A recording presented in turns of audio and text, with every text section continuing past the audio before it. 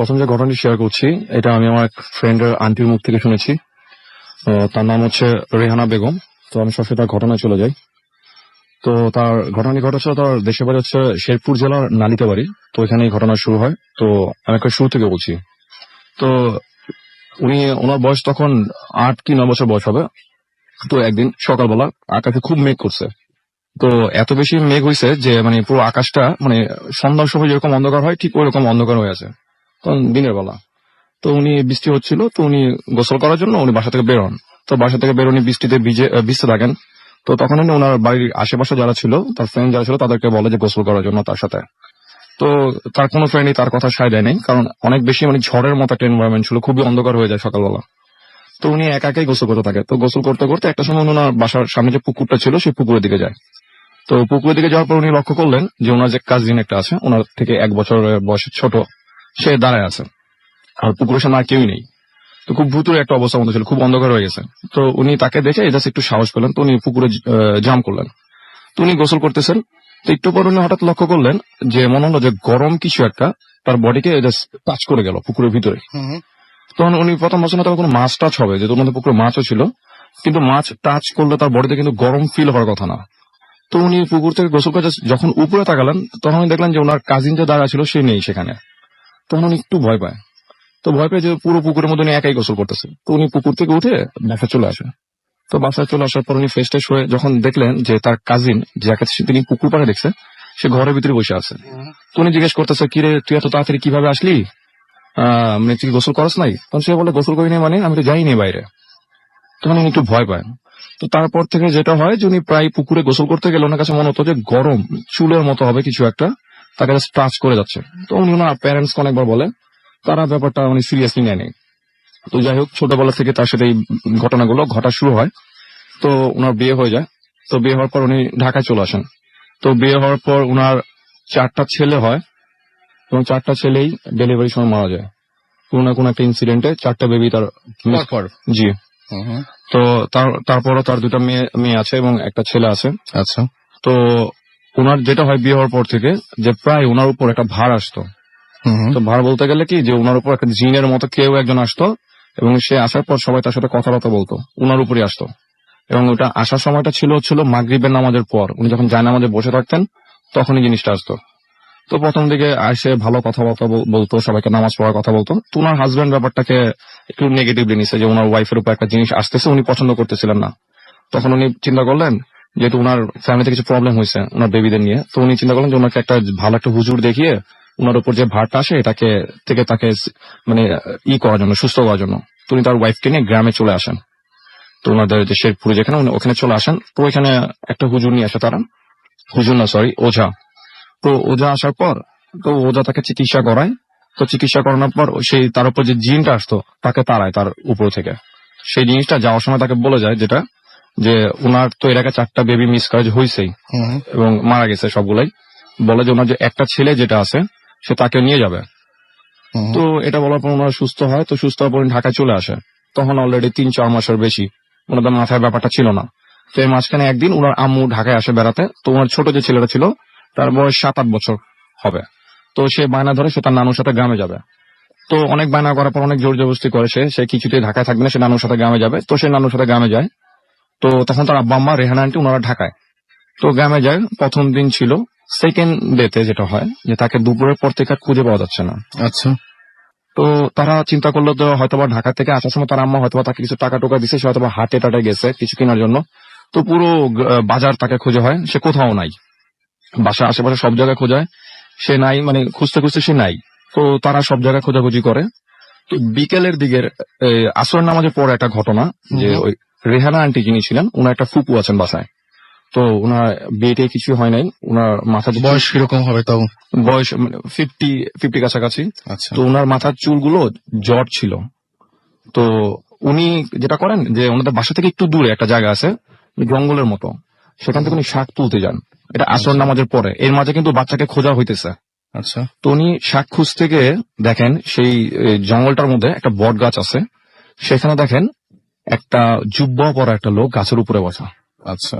বেশ উইয়ার্ড দেখতে থাকে। তো উনি সেটা দেখে ভয় সেখান থেকে দৌড় দিয়ে চলে আসেন বাসায়। সেম একই জিনিস রেহানা আন্টিও প্রায় কয়েকবার দেখেছেন স্বপ্নে। তো ওই জঙ্গলে যে কাহিনী সেটা হচ্ছে, রেহানা আন্টি যিনি আছেন ওনার দাদা অনেক আগে জিন পালতেন, 7টা জিন পালতেন বাসায়। তো যখন রেহানা আন্টির আব্বার বিয়ে হয়, তো ওনার আম্মা একটা ইনসিডেন্টে খুব ভয় পেয়ে যায়। তখন ওনার দাদা ডিসাইড করে যেহেতু ছেলেকে নতুন বিয়ে দিছে, তো বাসার মধ্যে এগুলো রাখলে হয়তো ছেলের বউরা ভয় টয় পেতে পারে। তখন উনি যেটা করেন, রেহানা আন্টির দাদা যেটা করেন, যে ওই 7টা জিন যেগুলো ছিল তাদেরকে ওই জঙ্গলের দিকে, একটা বট গাছ ছিল একটা আম গাছ ছিল, সেই 2টা গাছে তাদের সবাইকে চালান করে দেয়। তো তারপর থেকে তাদেরকে বলা হয়েছিল যে ওই দিকটা কেউ না যায়, বাট একমাত্র তার ওই ফুপুটাই যেত, যার মাথায় চুলগুলো জট, সেই যেত। তো তো সেই জায়গা যখন চালান করে দেওয়া হয়, ওই জায়গাটা যার ছিল ওই লোকটা সিদ্ধান্ত নেয় যে ওইখানে যে আম গাছটা ছিল সেই গাছটা কেটে ফেলবে কোন একটা কারণে। তো উনি গাছ কাটার জন্য লোক ঠিক করেন, বাট উনি স্বপ্ন দেখতেছেন কেউ একজন এসে ওনাকে নিষেধ করতেছে গাছটা কাটার জন্য। তখন ওনার তো গাছ কাটা দরকার ছিল, তো উনি একজন ওঝাকে ডাকেন। তো সে ওঝা এসে 3বার সে গাছের মধ্যে পানি ছিটে দেয় আর কি একটা জিনিস পরে জাস্ট ফু দিয়ে পানি ছিটা দেয়। তো সঙ্গে সঙ্গে রাসেল ভাই 7টা কাক মানে ওই গাছের উপর থেকেই উড়ে তার সামনে এসে বসে। তখন সেই ওঝা বলতেছে যে ওই রেহানা আন্টি যে তার দাদার নাম নিয়ে, যে ওই তো তোদেরকে এখানে চালান করছে, যে আজকে থেকে আমি তোদেরকে মানে এখান থেকে ছেড়ে দিচ্ছি, তারা চলে যা। তো উনি নিজ হাতে এক একটা কাক ধরে এক এক দিকে ছুঁড়ে মারতে লাগলেন। তখন একটা কাক উনি ছুঁড়ে মারলেন তাদের বাসার দিকে। তো এটা করার পর তখন মাগরিবের সময় হয়ে গেছে ওই জায়গায়। তো তারা করলেন কি, সবাই পুকুরে নেমে সেই বাচ্চাটাকে খোঁজা শুরু করলেন, যেহেতু আর কোথাও পাওয়া যাচ্ছে না। তো কেউ একজন নাকি তাকে দেখছে লাস্ট পুকুরের সামনে। তো ভাবলেন হয়তো পুকুরে নামছিল কিনা। তো পুকুর খুঁজতেছে, তো ওনাদের ওইখানে ম্যাক্সিমাম বাসাই হচ্ছে মাটির তৈরি। তার কিছুদিন আগে তাদের পুকুর কেটে মাটি উঠিয়ে একটা ঘরও বানানো হয়েছে। তো ভাবলাম হয়তো সেখানে পড়ে থাকতে পারে। তো তারা সবাই খোঁজা শুরু করে, এর মধ্যে বাসার মহিলা যারা ছিল তারাও সেই পুকুরে নামে তাকে খোঁজার জন্য। তো খুঁজতে খুঁজতে মাগরিবের ওয়াক্ত শেষ, প্রায় অন্ধকার। তখন তারা যেটা দেখলেন, মহিলারা খুঁজে পায় তাকে, যে সে পুকুরের তলদেশে একটা কর্নার সাইড দিয়ে, একটা তলদেশ থেকে তার মাথাটা, তার বডির অর্ধেক পোর্শন হচ্ছে মাটির ভিতরে। পুকুরের তলদেশে যে মাটি আছে সেটার ভিতরে তার বডির অর্ধেক পোর্শন, আর বাকি অর্ধেক পোর্শনটা হচ্ছিল সেই পুকুরের এই তলদেশের উপরে পানিতে। তখন তাকে সেখান থেকে টেনে তোলা হয়। তো টেনে তোলার পর মেডিকেলে নিয়ে যাওয়া হয়। তো ডাক্তার তাকে মৃত ঘোষণা করে, তার পোস্টমর্টম হয়। তো তার বাসায় খবর দেওয়ার পর রেহানা আন্টি যিনি, ওনারা মানে রাতের বেলা গাড়ি টাড়ি না পেয়ে ওনারা আপনার ওই চাউলের ট্রাকের উপর করেই গ্রামে চলে যায়। তো গ্রামে চলে যাওয়ার পর যথারীতি তার ছেলেকে আপনার জানাজা করা হয়, দাফন টাফন করা হয় সেখানে। তো তারা সেখানে 3 দিন পর্যন্ত ছিলেন, যে 3 দিনের একটা মিলাদ হয়। তো সেই 3 দিনকার মিলাদের ঘটনা। তো যখন তাদের বাসায় মিলাদ টিলাদ হয়েছে বিকেলের দিকে, তো ওনার এক ভাবি আছে, ওনার বাসায় থাকেন, বাসার রুমে। তো গ্রাম দেশের বাসা হয় কি, যে ঘরের দরজা টরজা কিন্তু সবসময় বেসিক্যালি খোলাই থাকে, যে কেউ যে কারোর রুমে যেতে পারে।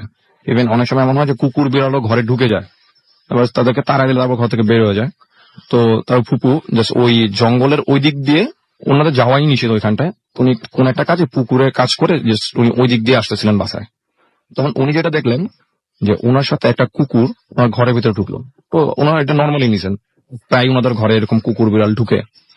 তো উনি জাস্ট এতটুকু মনে আছে ওনার ফুপুর, যে সেই কুকুরটা মনে হলো যে তার উপর লাফ দিল, তারপর উনি আর কিছু বলতে পারে না। তো বাকি সবাই যেটা শুনে, যে উনি গলা ধরে, নিজের গলা নিয়ে চাপ দিয়ে ধরে চিৎকার করতেছে খুব জোরে, মানে গঙ্গানির মতো যেরকম একটা শব্দ, সেরকম শব্দ করতেছে। তো তারা সবাই, বাসার সবাই দৌড় দিয়ে আসছে, সে বাসায় অনেক লোকজন ছিল। তো তারা হয়তো গেস করছে হয়তো প্রেশারের কারণে ঘাড়ে বা গলায় কোনো ব্যথা টাথা হয়েছে হয়তো এরকম কিছু। কিন্তু মুরব্বীরা বলে ফেলে যে না, ওকে হয়তো কোনো কিছু ধরছে, জিন ভূতে ধরছে, এরকম কিছু। তখন তারা বাসায় এক ওঝাকে খবর দেয় তাদের এলাকারই। সে আসার পর যেটা করে, সে ওই তার ফুপুকে নিয়ে আপনার বসে এক জায়গায়। তো বসার পর তাকে জিজ্ঞেস করে যে সে কে। তখন আসল ভাই সে যেটা পরিচয় দেয়, যে সে হচ্ছে একটা জিন, যে জিনটাকে অনেক আগে রেহানা আন্টির দাদা পালতেন তাদের বাসায়, এবং একটা সময় তাদেরকে সেই বট গাছ এবং আম গাছে চালান দিয়ে দেয়। তো তারপর সে হচ্ছে অন্ধ, সে জিনটা অন্ধ ছিল। তো তাকে যখন আবার সেখান থেকে ছেড়ে দেওয়া হয়, তখন সে তাদের বাসায় এসে ভর করে। আর রেহানা আন্টি যিনি, যে ছোটবেলায় পুকুরে গোসল করতে যান, উনি সেই ঠিক তখন থেকে রেহানা আন্টির সাথেই ছিলেন। এবং উনার বেবি যেটা মারা গেছে পুকুরের মধ্যে, সেই বেবিকে সেই মারছে। তখন সে ওটা তাকে জিজ্ঞেস করে, যে গ্রামে কিছুদিন আগে আরেকটা বাচ্চা মারা যায়। তখন সে জিজ্ঞেস করে যে ওকে কে মারছে। তখন সে বলে যে ওই বাচ্চারও মানে সিমটম একই রকম ছিল, সেও পুকুরে ডুবে মারা যায়। তখন সে যেটা বলে যে সেইও ওই বাচ্চাকে সেও মারছে। তো তারপর থেকে তারা যেটা করে, যে তাদের বাসায় যে শিমুল গাছটা ছিল সেটা তারা কেটে ফেলে, এবং তারা তারপর থেকে ঢাকায় চলে আসে। কিন্তু এখনো তাদের বাসায় এরকম কিছু ঘটনা ঘটে। ওই জঙ্গলটা দিকে কিন্তু রাসেল ভাই এখনো তারা কেউ যায় না। এই ছিল রাসেল ভাইয়ের কথা বলা। অনেক ধন্যবাদ। আমি ভাবছিলাম যে আপনি হচ্ছে ওই যে এখনো শিকল দিয়ে বেঁধে রাখে সেই গল্পটা আগে বলবেন। যাই হোক, আমরা আবার ফিরে আসবো আপনাদের কাছে। তাহলে একটু SMS পড়ে নেই। সেটা হচ্ছে যে জিশান আমাকে SMS করেছেন যশোর থেকে, এবং তিনি বলেছেন যে হাইওয়ে রিলেটেড কোন স্টোরি তিনি শুনতে চান। খুলনা থেকে আনোয়ার এবং তার ওয়াইফ আফরিন তারা SMS করেছেন এবং তারা মিস করছেন আমাদেরকে। তারান্নুম আমাদের রাজশাহী থেকে SMS করেছেন এবং ফাটাফাটি লাগছে তার কাছে। জ্যাকলিন আটক থেকে আমাদের SMS করেছেন।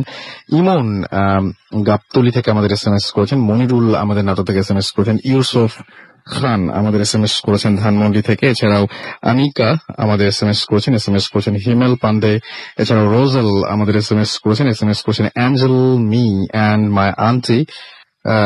আচ্ছা, তারা দুজন মিলে মিরপুর 1 থেকে শুনছেন এবং আমাদেরকে কায়সার SMS করেছেন ময়মনসিং থেকে, এবং এছাড়াও আমাদেরকে বাবু যশোর থেকে SMS করেছেন। SH আবরার আমাদেরকে হাজারিবাগ থেকে SMS করেছেন। আমাদেরকে SMS করেছেন প্লাবন, এবং খুব ভালো লাগছে সেটা বলেছেন। শাহেদ আমাদের পুঠিয়া রাজশাহী থেকে SMS করেছেন আমাদেরকে দেখতে পাচ্ছি। এছাড়াও আদনান, এছাড়াও আমাদেরকে আরো অনেকেই SMS করছেন, এবং আপনিও দেখতে পাচ্ছি যে আমাদের এখানে যে ফেসবুকের যে ফ্যান পেজ রয়েছে সেই পেজে আপনারা একটার পর একটা কিন্তু আমাদের মেসেজ পাঠিয়ে যাচ্ছেন, এবং সেই মেসেজগুলো আমরা একটু পরে নিব, এবং অনেক কমেন্টও করছেন আপনারা।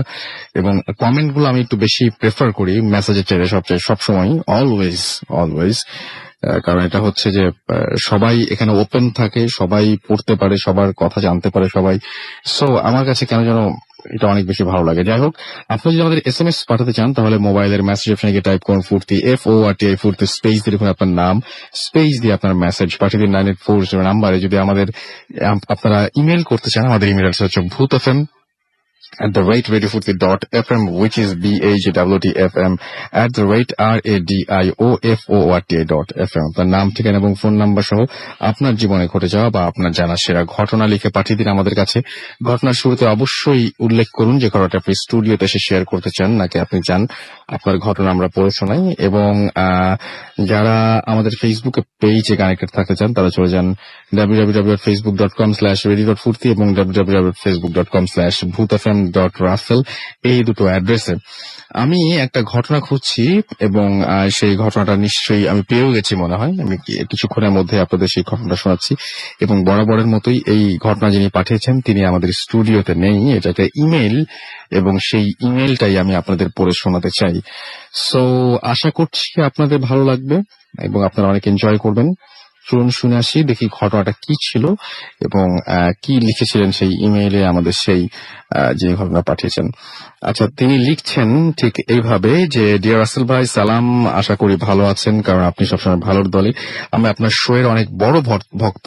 এমন কোন শো নাই যেটা আমি মিস করেছি। ইউটিউব থেকে শুনি। জার্মানিতে ইউনিভার্সিটি অফ বন, এখানে আমি রিসার্চ করছি, সায়েন্টিস্ট হিসেবে আমি এখানে আছি, এবং নিচের লিঙ্কে দেখতে পারেন, কোনো প্রবলেম নাই। আমরা সেটা বুঝতেই পারছি যে আপনি সেখানে আছেন, এবং তিনি তারপরে লিখছেন, এটা আমার প্রোফাইল, এটা এই জন্য শেয়ার করলাম। সায়েন্টিস্ট হয়েও মাঝে মাঝে অনেক কিছু বিলিভ করতে হয়, অনেক কাজের চাপে থাকি, এবং ভূত এফএমকে ভালোবেসে ঘটনা শেয়ার করলাম। ভালো লাগলে সবাইকে বলবেন। অনেক দিন ধরেই ভাবছি বলবো, বাট সময় হয়ে ওঠে না। এবং তারপরে তিনি বলছেন যে এই ঘটনাটা আমি TU বার্লিন থেকে পড়া শেষ করে জব নিয়ে বনে চলে আসি, এবং এই শহরটা অনেক ছোট, ছিমছাম, মানুষজন অনেক কম। আমি যেখানে বাসা নিয়ে আছি ওই জায়গাটা বন শহর থেকে একটু দূরে, ট্রেনে 10 মিনিট লাগে। জায়গাটা অনেক বেশি ফাঁকা, সারি সারি ডুপ্লেক্স বাড়ি, অনেক বড় মাঠ। দিনের বেলায় অনেক সময় পর পর রাস্তায় মানুষজন দেখা যায়।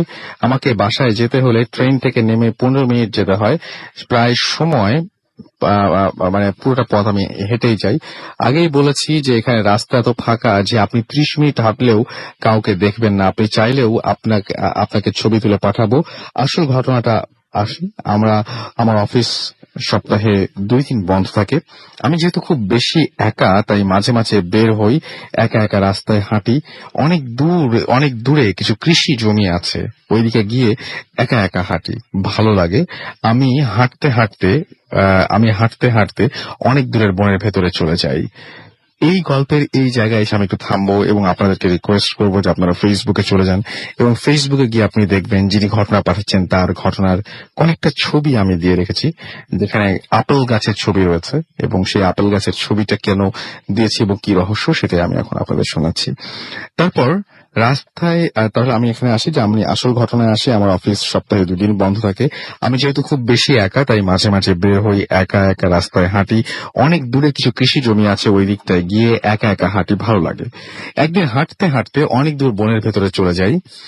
তারপর রাস্তার কাছে গিয়ে দেখি অনেক বড় একটা আপেল গাছ, অনেক সুন্দর সুন্দর আপেল ধরে আছে। ওই আপেল দেখে আমি প্রায় প্রতি সপ্তাহে ওই দিকে চলে যাই আর গাছ থেকে আপেল পেড়ে পেড়ে খাই। আমার কাছে ওই আপেলের গাছের ছবিও আছে। আমাকে কয়েক সপ্তাহ ওই দিকে যেতে দেখে কয়েকদিন পরে অনেক দূরের বাসার এক বুড়ি মহিলা, প্রায় বয়স 70-এর বেশি হবে, আমাকে ডাক দেয়। আমাকে ডেকে আমাকে বলে যে তুমি ওই দিকে গিয়ে ওপরের দিকে তাকিয়ে কি দেখো। আমি তাকে বললাম, কি দেখি মানে? ওইখানে একটা আপেল গাছ আছে, ওইটা থেকে আমি আপেল পেড়ে খাই। ওই জায়গাটা এমন হয়ে গেছে যে সপ্তাহে হলেই ওখানে না গেলে কেন জানি আমার ভালো লাগতো না, কেমন যেন মন টানতো, কেমন যেন মানে অনেক বেশি টানতো সেই জায়গাটায়, কিছুতেই মন বসতো না। আমার কথা শুনে কিছু সময় অবাক হয়ে তাকিয়ে থাকেন তিনি। তারপর আমাকে বলেন যে আমি এখানে 35 বছর থাকি, ওখানে তো কোনো আপেল গাছ দেখিনি। তখন আমি আমার মোবাইল থেকে তাকে গাছের ছবি আর আপেল দেখাই, দেখে বুড়ি অবাক হয়ে যায়। তারপর বলে, তুমি আর কখনো ওদিকে যেও না। আমার মনে হয় কোন একটা ঝামেলা হচ্ছে। ও আমাকে বলে পাশে চার্চে গিয়ে ফাদারকে জিজ্ঞেস করতে, কেন সে বলছে এই কথা আমাকে। আমি গিয়ে ফাদারের সাথে দেখা করি। ফাদার আমাকে দেখে বলে যে ওখানে একটা ঘর ছিল আর ওদের বাসার এক ডক্টর কিছু প্রাণীকে অনেক কষ্ট দিয়ে মারে। ওই ডক্টর ওদেরকে দিয়ে কি সব এক্সপেরিমেন্ট করত। ওই বাসায় প্রবলেম দেখা দিলে ফাদার শুদ্ধিকরণের জন্য সেই জায়গায় যান, কিন্তু গিয়ে দেখেন যে ওই ডক্টর আর প্রাণীগুলো সবাইকে তিনি মৃত অবস্থায় পান। তারপর থেকে জার্মান সরকার ওই জায়গাটা পরিত্যক্ত ঘোষণা করে, কারণ ওখানে মানুষ খুব অদ্ভুত আওয়াজ শুনতে পায়। ফাদারের ধারণা আমি যে ওখানে প্রতিদিন যেতাম হয়তো আমার সাথে অচিরেই খুব খারাপ কিছু হতো, আল্লাহ হয়তো আমাকে কোনোভাবে সেভ করেছেন। তারপর আমি সরকারি অফিসে গিয়ে জানতে পারলাম ঘটনা আসলেই এমন। আমি এত বেশি ভয় পাই যে বাসা পাল্টে একদম শহরের মাঝে চলে এসেছি। ভালো লাগলে শেয়ার করবেন। অনেক ভালো থাকেন। আমি আপেল গাছের ছবি এবং ওই জায়গার ছবি, আরো কিছু ছবি আপনাদের পাঠিয়ে দিলাম, যেটা অলরেডি আমি ফেসবুকে আপলোড করে দিয়েছি, আপনি সেখানে যেতে পারেন। আমার কাছে অদ্ভুত ব্যাপার হচ্ছে কি যে আমি এতদিন পর্যন্ত যে ঘটনাগুলো শুনেছি সেই ঘটনাগুলো এমন হয় যে আপেল গাছ বা কোনো কিছু একটা জিনিস দেখলাম, সেটা ছবি তুললাম, বাসায় এসে দেখলাম যে কোনো ছবি মোবাইলে ওঠে নাই। বাট এইখানে যে জিনিসটা নাই সেই জিনিসটা ছবি মোবাইলে উঠেছে, কিন্তু বাকি সবাই বলছেন যে নাই। একজন দেখতে পাচ্ছেন এবং তিনি মোবাইলে করে ছবিটাও নিয়ে এসছেন। কি অদ্ভুত ব্যাপার। এটা নিয়ে যদি আপনাদের কিছু বলা থাকে আপনারা ফেসবুকে বলতেই পারেন, আপনারা আমাদের সাথে SMS দিয়ে শেয়ার করতে পারেন, আপনারা আমাদের সাথে ফেসবুকে শেয়ার করতে পারেন, আপনারা আমাদেরকে মেইল দিয়েও আপনাদের ফিডব্যাক জানাতে পারেন। যাই হোক, আমরা চলে যাবো সরাসরি একটা বিজ্ঞাপন বিরতিতে এবং তারপর আবারও ফিরে আসবো কিছুক্ষণের মধ্যে আপনাদের সাথে। সো সেই পর্যন্ত আমাদের সাথে থাকুন। স্টে টিউনড রেডিও ফুর্তি অ্যান্ড ডোন্ট স্টপ দ্য ফুর্তি। The night comes alive with Gramophone.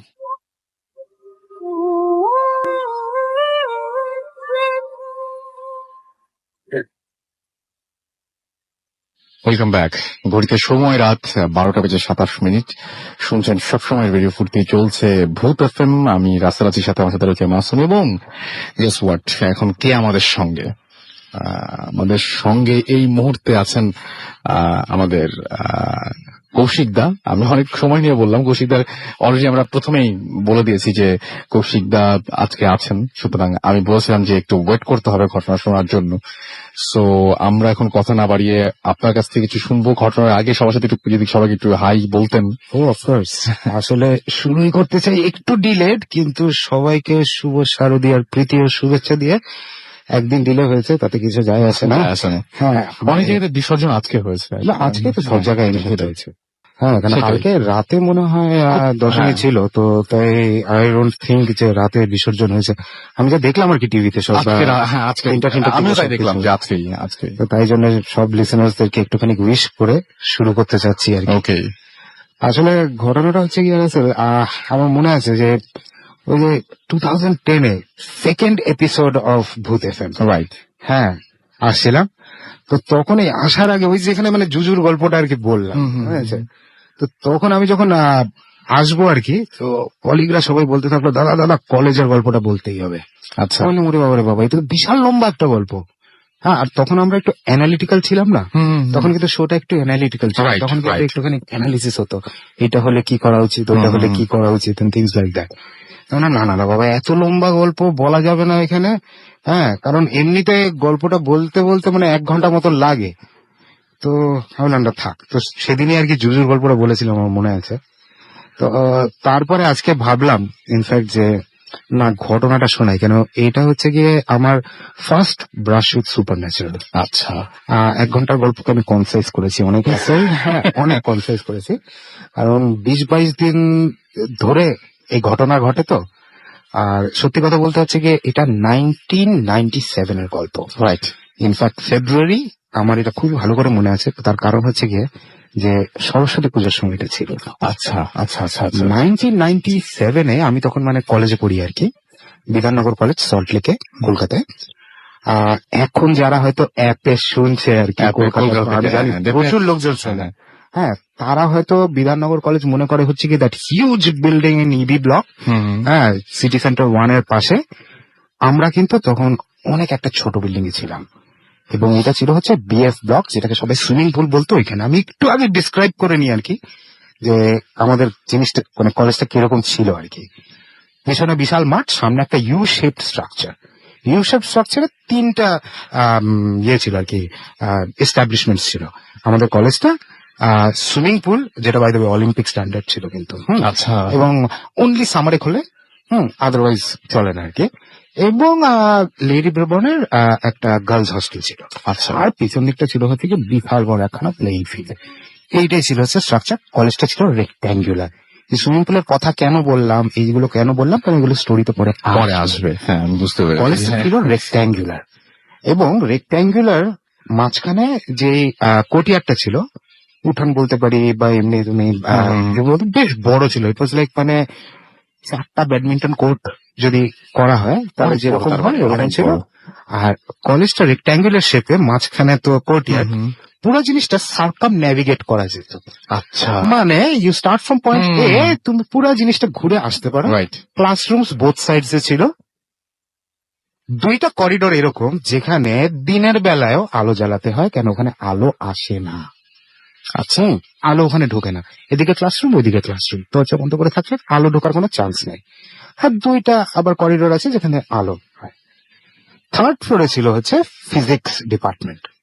Physics ডিপার্টমেন্টের আবার একটা মজার জিনিস ছিল হচ্ছে কি, যে ওই 3rd ফ্লোরটা পুরো সার্কাম ন্যাভিগেট করা যায় না। তার কারণ ফিজিক্স ডিপার্টমেন্টে এত এক্সপেন্সিভ জিনিসপত্র ছিল যে 2 দিক থেকে কোল্যাপসেবল গেট লাগানো থাকতো। হ্যাঁ, মানে এটা হচ্ছে গিয়ে সব স্টুডেন্টরা চলে যাওয়ার পরে, তো ওইটা কোনো সময় সার্কাম ন্যাভিগেট করা যেত না। ইউজুয়ালি যেটা হতো আর কি, যে ইয়ের সময়, সরস্বতী পুজোর সময় বেশ ধুমধাম করে একটা পুজো হতো। আর একটা আনঅফিসিয়াল রিউনিয়নের মতন হতো, সিনিয়র ভাই বোনরা সবাই আসতো। আর তারা বেশ মানে ওই ভোগ ঠোক খাওয়া টাওয়া সবকিছু চলতো। এবং আর একটা মানে ইয়ে ছিল আর কি, সেটা হচ্ছে যে রাত হলে মানে ডার্কনেস হলে সিনিয়র ভাইরা অ্যান্ড মেল অনলি লুকোচুরি খেলা হতো। আচ্ছা, এটা তো ডিফারেন্ট, একেবারে ডিফারেন্ট ব্যাপার। আমি জানি এখন শুনলে হয়তো লোক মনে করবে কি লুকোচুরি খেলা হচ্ছে। আচ্ছা। এবং এই লুকোচুরি খেলাটা যেটা হতো সেটা হচ্ছে কি এরকম করে চলতো, যে যারা লুকায় চোররা, এনি নাম্বার হতে পারে, 20 জন, 30 জন, না পাওয়া গেলে 10 জন, 2 জন থাকে হচ্ছে গিয়ে পুলিশ যারা ধরতে যাবে। তো তাদের কাজ হচ্ছে গিয়ে তারা লাইট জ্বালাতে জ্বালাতে যাবে, আর চোরদের কাজ হচ্ছে গিয়ে এদিক ওদিক থেকে যে যেখান থেকে পারবে সেই লাইট গুলো অফ করতে করতে যাবে। আচ্ছা।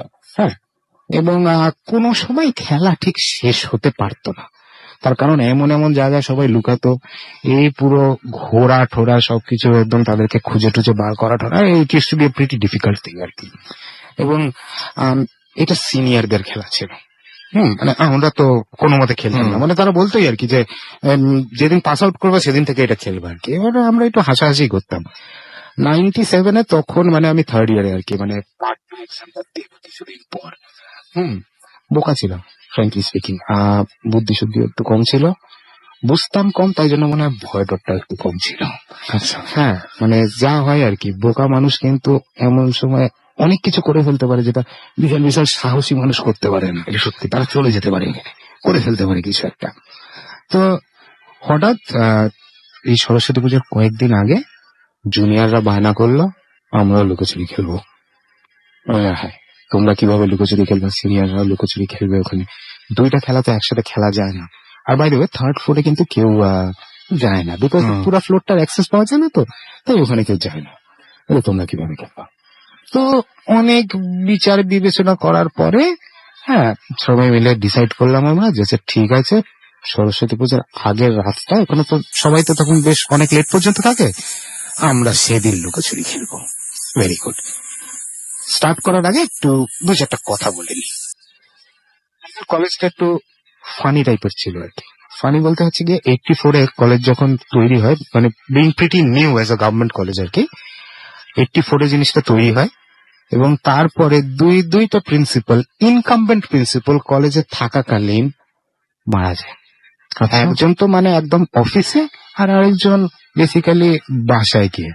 তারপরে থেকে যে জিনিসটা হয়, সবার মধ্যে একটা ভয় ভীতি লেগে যায় যে গভর্নমেন্টের তো যেরকম হয় আর কি, যে চান্স আসে আপনি এখন প্রিন্সিপাল হতে পারেন, কেউ এখানে প্রিন্সিপাল হতে চায় না। আচ্ছা আচ্ছা, বাবা এখানে প্রিন্সিপাল হলেই তো মারা যাবে। তো তাই জন্য আমরা এখানে বেসিক্যালি অফিসার ইন চার্জ নিয়ে চলতাম। আর একটা বেশ হাসি ঠাট্টার হরর অ্যাটমসফিয়ার তৈরি ছিল আর কি। যে আমাদের ফার্স্ট প্রিন্সিপাল অধীর বাবুর ভূত নাকি ঘুরে বেড়ায় আত্মা, এবং আমাদের যে সিকিউরিটি গার্ড ছিলেন প্রবীর দা, দেখেছে, হ্যাঁ, উনি দেখেছেন, ওনাকে নাকি ইন্টারকমে অধীর বাবু ফোন দেয়। তারপরে উপরে যে গাছে যে টপ গুলো আছে সেগুলো নাকি মাঝে মধ্যেই অধীর বাবু ছুড়ে মারেন। হ্যাঁ, অনেক কিছু সব অধীর বাবু করে। এইটা কিন্তু একটা জোক হয়ে গেছে আচ্ছা, বাই দেন। এবং সেই রাতে যেটা হলো আর কি, যে আমি আর আমার যে জেনারেল সেক্রেটারি ছিল বুবাই চিরঞ্জিত, আমরা প্ল্যানটা করলাম যে ভয় দেখাবো, ভেরি সিম্পলি, যে আমরা ভয় দেখাবো। ভাই যখন কিছু নাই আমাদের তো এখন ভয় দেখাতেই হবে। হ্যাঁ, লুকোচুরি খেলবি, আচ্ছা আমরা ভয় দেখাবো। আমি বললাম ঠিক আছে, আমি কোনো এক সময় একটুখানি সটকে যাবো, গো অ্যান্ড হাইড সামওয়্যার। এবং প্ল্যানটাও ঠিক এরকম হলো যে নতুন ডিপার্টমেন্ট জুলজি তৈরি হচ্ছে, সেটা থার্ড ফ্লোরে হবে, মানে ফিজিক্স ডিপার্টমেন্টের পাশে, কিন্তু তার আলমারি, হ্যাঁ, তারপরে তার লং বেঞ্চেস, এগুলো সব এখনো সেকেন্ড ফ্লোরে রয়ে গেছে। আমি বললাম ঠিক আছে, দুইটা আলমারি মাঝখানে একটা জায়গা আছে, আমি ওখানে ঢুকায় থাকবো। You will bring people in, হ্যাঁ, মানে কোড দিয়ে অধীর বাবু আমরা আসছি এরকম কোড একখানে দিবি, আমি তাহলে বুঝতে পারবো। আমার কাজটা দিয়েছে, ওইটাই মজা। অন্ধকার, ভয় পাবে লোকজন, প্ল্যান করা হয়ে গেছে যে আমরা ভয় দেখাবো। তো এখন কখন খেলা শুরু হবে, খেলা শুরু করো, আমি কখন ঢুকা বেড়ে দিছি। এবং বেড়ে গিয়ে আমি রেকি করলাম প্রথমে একটুখানি জায়গাটা পর্যবেক্ষণ, যে দেখি কি আছে কোথায়, সবকিছু একটু পর্যবেক্ষণ করে ধরে নিলাম। দেখলাম, দেখে আচ্ছা আলমারি দুটোর মাঝখানে আমি গলে যেতে পারবো, জায়গা আছে। তারপরে আমার হঠাৎ মনে হলো যাই তো একটু থার্ড ফ্লোরে ঘুরে আসি, দেখি থার্ড ফ্লোরে কি করা যেতে পারে। থার্ড ফ্লোরে তো নিশ্চয়ই কোনো একখানা ভালো জায়গা টাকা থাকবে, যাই একটু থার্ড ফ্লোর দেখি। তো দুইটা সিঁড়ি আছে, মানে ওয়ান সেট অফ স্টেয়ার সামনে থেকে, আর একটা হচ্ছে কি পিছন থেকে। তো আমি পিছনে সিঁড়ির ধাপ দিয়ে উঠলাম, উঠে সেকেন্ড কোলাপসেবল গেটটা, ওর সামনে যেই মুহূর্তে দাঁড়ালাম, তখন আসলে আমার ফার্স্ট টাইম একটা ফিলিং আসলো, যে ফিলিংটা আমার জীবনে কোনোদিন আসেনি। এটাকে আমি বলি চিল। আমি না হঠাৎ না যেখানে দাঁড়িয়েছিলাম সেখানে না কেঁপে উঠলাম একটুখানি। আচ্ছা, সেইবার কিন্তু গরম একটু বেশি ছিল, একটু কেঁপে উঠলাম। আমার না হঠাৎ মনে হলো এটা ঠান্ডা কি যেন একখানা লাগছে, আমি কেঁপে উঠলাম। আর তখনও না, মানে ওই যেটা বললাম না, আমি বুঝি কম, তাই জন্য আমার অবভিয়াসলি ভয় কম। হ্যাঁ, যে জিনিসটার ব্যাপারে জ্ঞান নেই সেই জিনিসটার ব্যাপারে মানুষ কি জানে, কিছুই জানে না, রাইট? এবং তারপরে না আমি জাস্ট ঠিক আছে কোনো প্রবলেম না বলে একটুখানি হাঁটছি। মাইন্ড ইউ, এইগুলো কিন্তু সেলফোনের দিন না, না একদম সবার হাতে কিন্তু হ্যাঁ। আলো নেই, সেলফোন আমরা হুম। অ্যাফোর্ড করতে পারি না, ভেরি সিম্পল। হুম তো মানে জাস্ট চলতে হয় আর কি, মানে টর্চও নাই, আলো নাই, কিচ্ছু না। একটু জাস্ট সামনে হাঁটছি, হঠাৎ আমার এই যে নেকে হুম হুম।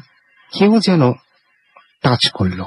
ধাক্কা না, মাইন্ড ইউ, এটা ধাক্কা না, আচ্ছা এটা টাচ, কিন্তু ভীষণ ঠান্ডা, প্রচন্ড ঠান্ডা একখানা টাচ।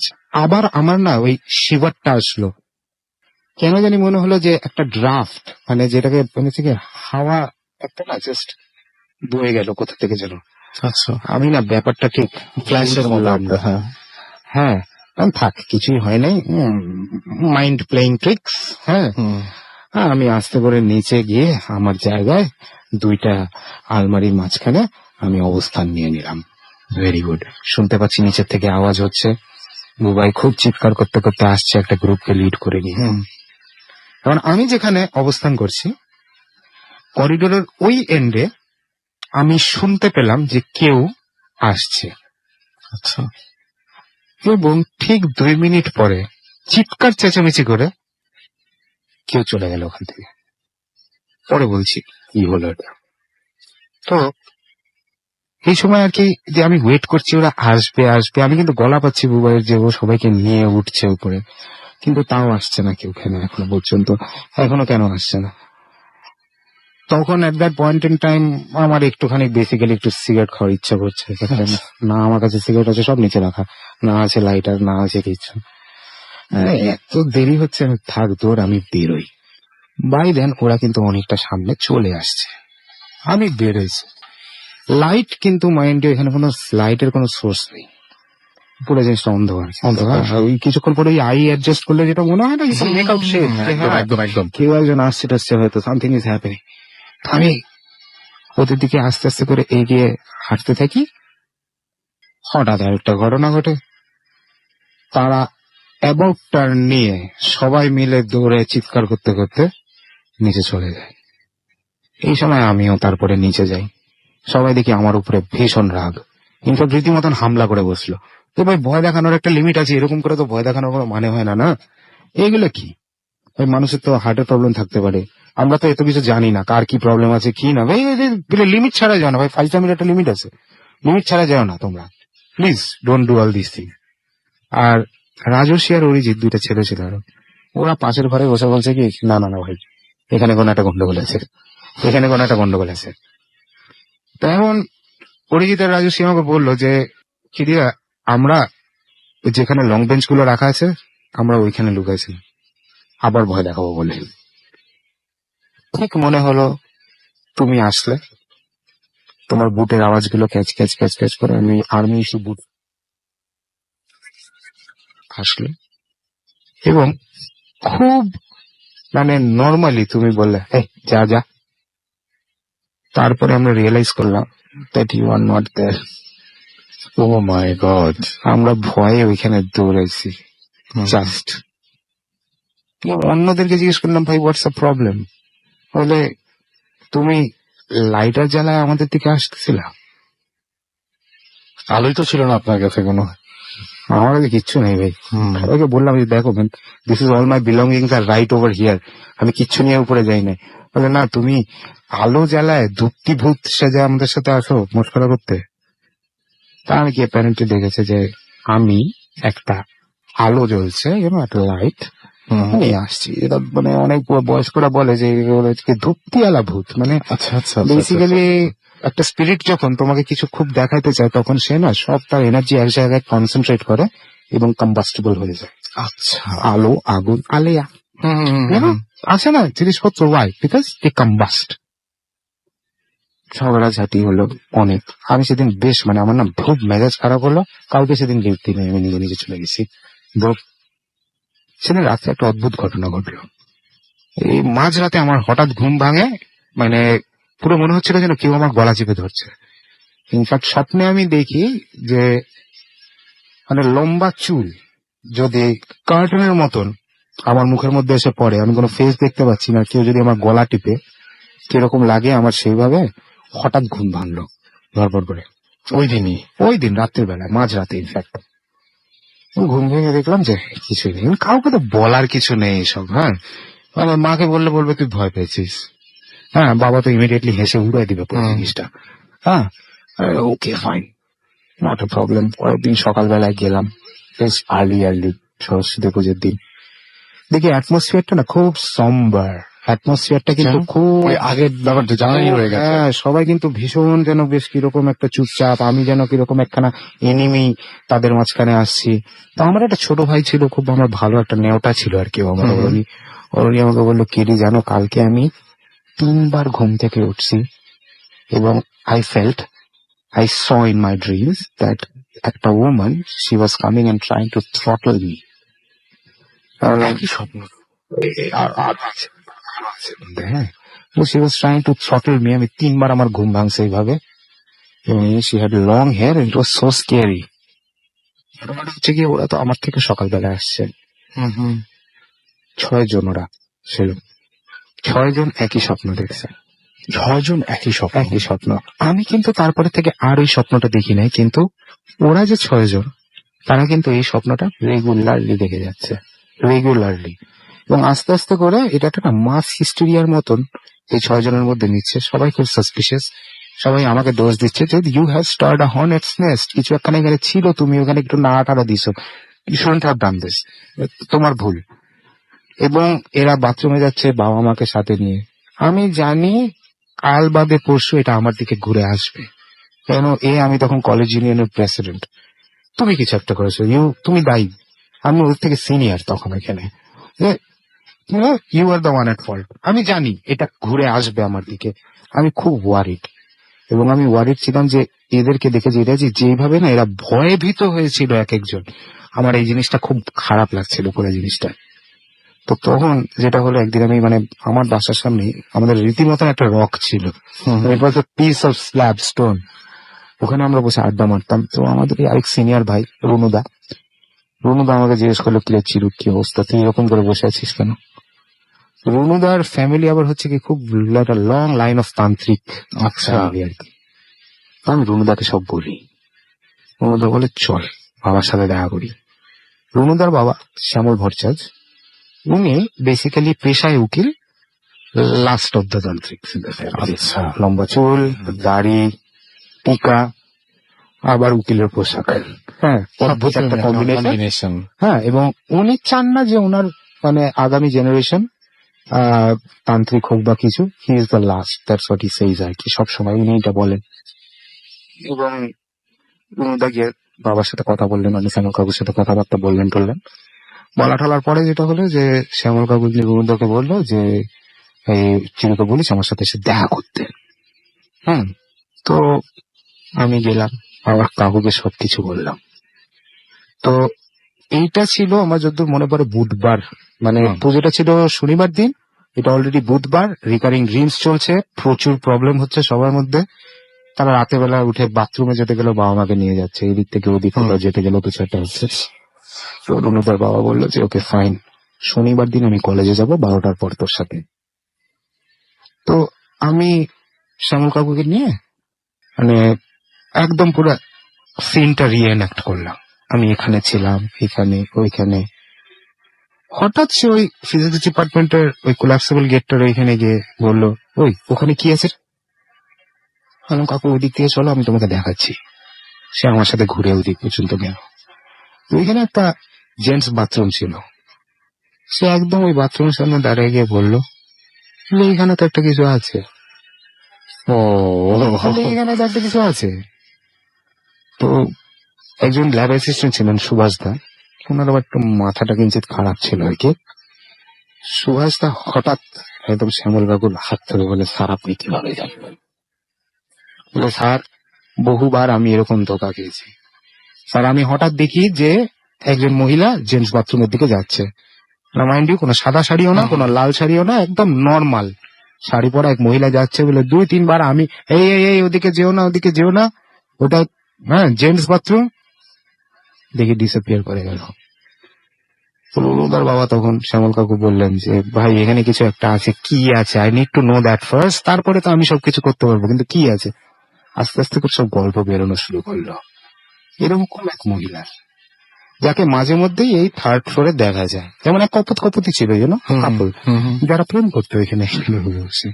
তাদেরকে তো রীতিমতন ইশারা দিয়ে পিক করে গেছে আর কি, আচ্ছা। ভয়। তারপরে তারা ওখান থেকে চলে যায় আর কি। হ্যাঁ, তারপরে তারা জনগণের মধ্যে মিশে যায়। তারপরে আমাদের একজন অফিস অ্যাসিস্ট্যান্ট ছিলেন জগন্নাথ দা, উনি বললেন যে এরকম একটা উইন্টার এর দুপুরবেলায় যখন আমাদের মানে কলেজ বন্ধ থাকে কিন্তু ওনাদের অফিস খোলা থাকে, উনি রোদ পোয়াতে উপরে শুয়েছিলেন ছাতে। তো তখন নাকি গলা চিপ দিয়ে ধরছিল, এবং সেম ড্রিম যেটা আমাদের সবার হয়েছে ওই রকম। তো শ্যামল কাকু যে কথাটা বললো যে এটা দেখ, দুটো ব্যাপার আছে, খুঁজে বার করো এটা কি, কে, হু, কি, কোনো একটা ঘটনা তো ঘটেছে ভাই এখানে, কেউ কিচ্ছু জানে না। কেন, দ্য ওল্ডেস্ট এমপ্লয়ি তখন ওইখানে প্রবীর দা, যিনি সিকিউরিটি, উনি 88-এ জয়েন করেছেন। 84-এ কলেজ স্টার্ট হয়েছে, অ্যাবাউট 79 না 80 থেকে কলেজ তৈরি হচ্ছে। আচ্ছা। কেউ তো কিচ্ছু জানে না। তো অনেক একটু চিন্তা ভাবনা করার পরে, হ্যাঁ, প্রবীর দাই আমাকে বললো, দেখো প্রথম যে সিকিউরিটি গার্ড এখানে ছিল, হ্যাঁ, একজন বিশ্বাস বাবু বলে, একবার যাও তো, উনি হয়তো কিছু জানলে জানতে পারে। তো কলেজের রেজিস্টারের থেকে, খাতার থেকে ওনার অ্যাড্রেস বার করলাম, উনি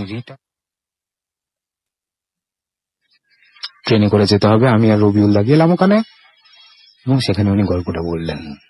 ইয়েস, ওখানে একটা ঘটনা ছিল। আমরা একটা ব্রেক নিয়ে তারপরে ঘটনার বাকি অংশটা শুনবো। তাহলে একটা ছোট্ট ব্রেক নেই, ব্রেকের পরে বাকি অংশটুকু শুনবো। সুতরাং আমাদের যেহেতু সময় খুব কম, আমরা সরাসরি ব্রেকটা নিয়ে আসছি। Bhoot FM tonight.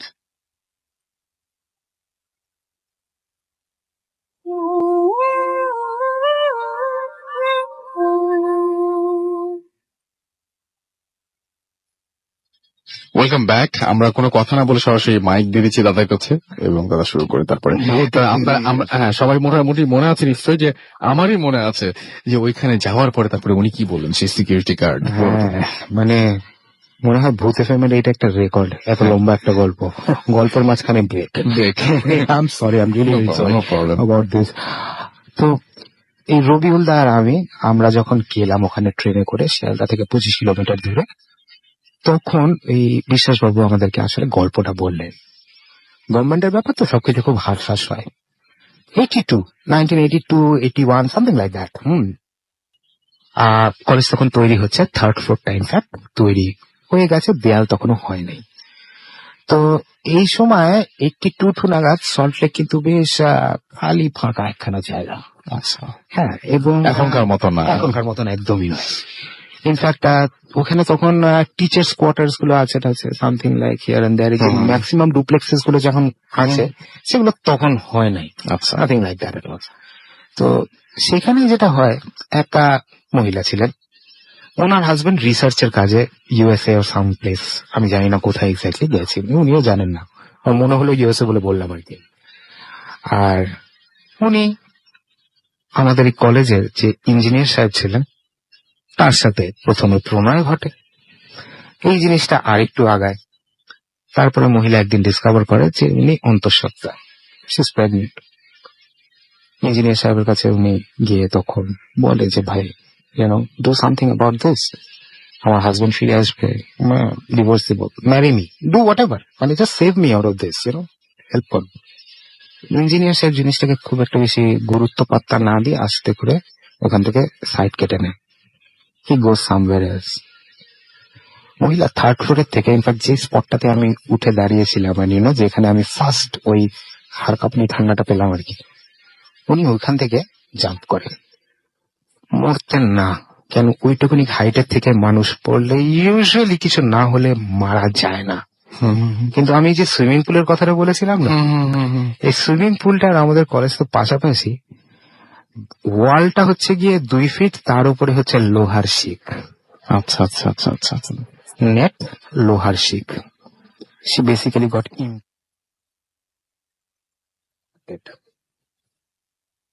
বিশ্বাসবাবু মনে করেন যে এই মহিলার আত্মাই এইখানে ঘুরে বেড়াচ্ছে, বিকজ দ্যাট ইজ এন অতৃপ্ত আত্মা। এবং এটা শোনার পরে আমি এসে শ্যামল কাকুকে সবকিছু বলি যে আমার মনে হচ্ছে এই এই এই এই।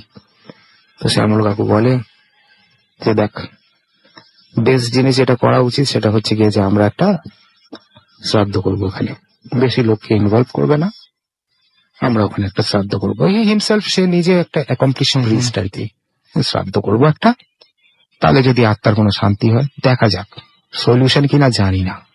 তখন আমি তাকে জিজ্ঞেস করলাম যে শ্যামল কাকু, সবাই তো অনেক ভয়ভীত হয়ে আছে, ভয়ে কিন্তু সবাই, এইটা কি করি?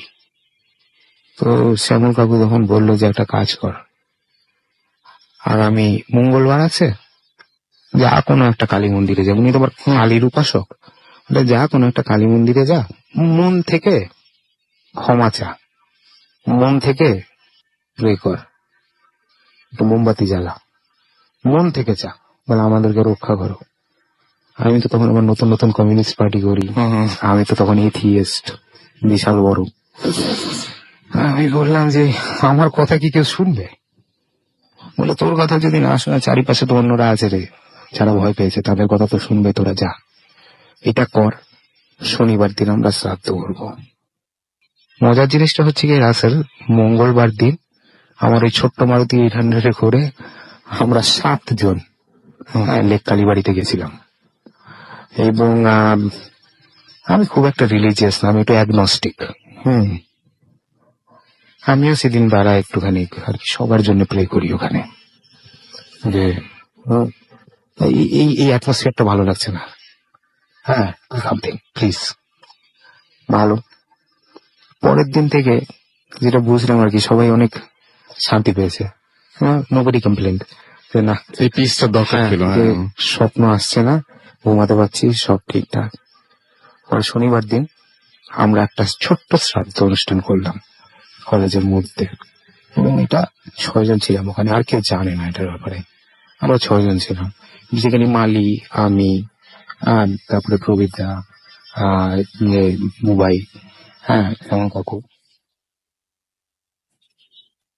আর কি, যা মানে যেরকম পুরো একদম যা সবকিছু করতে হয় সবকিছু করে ঠোরে আমরা মনে করলাম যে ঠিক আছে এবার দেখা যাক কি হয়। ভালো জিনিসটা বলি, মজার ব্যাপারটা বলি, যাই হোক, এরপরে থেকে আর কোনো দিন কোনো ইনসিডেন্ট হয়নি। আচ্ছা, not a single incident happened after that. Complain আর কোনোদিন পাইনি কারোর থেকে। তারপরে এনিওয়েজ কাজে কর্মে ব্যস্ত হয়ে গেলাম। এই শ্যামল বাবুর সাথে অনেক জায়গায় অনেক কিছু করেছি। তারপরে আমার প্যারানর্মালের প্রতি ইন্টারেস্টটা শ্যামল বাবুর থেকে তারপরে আসে।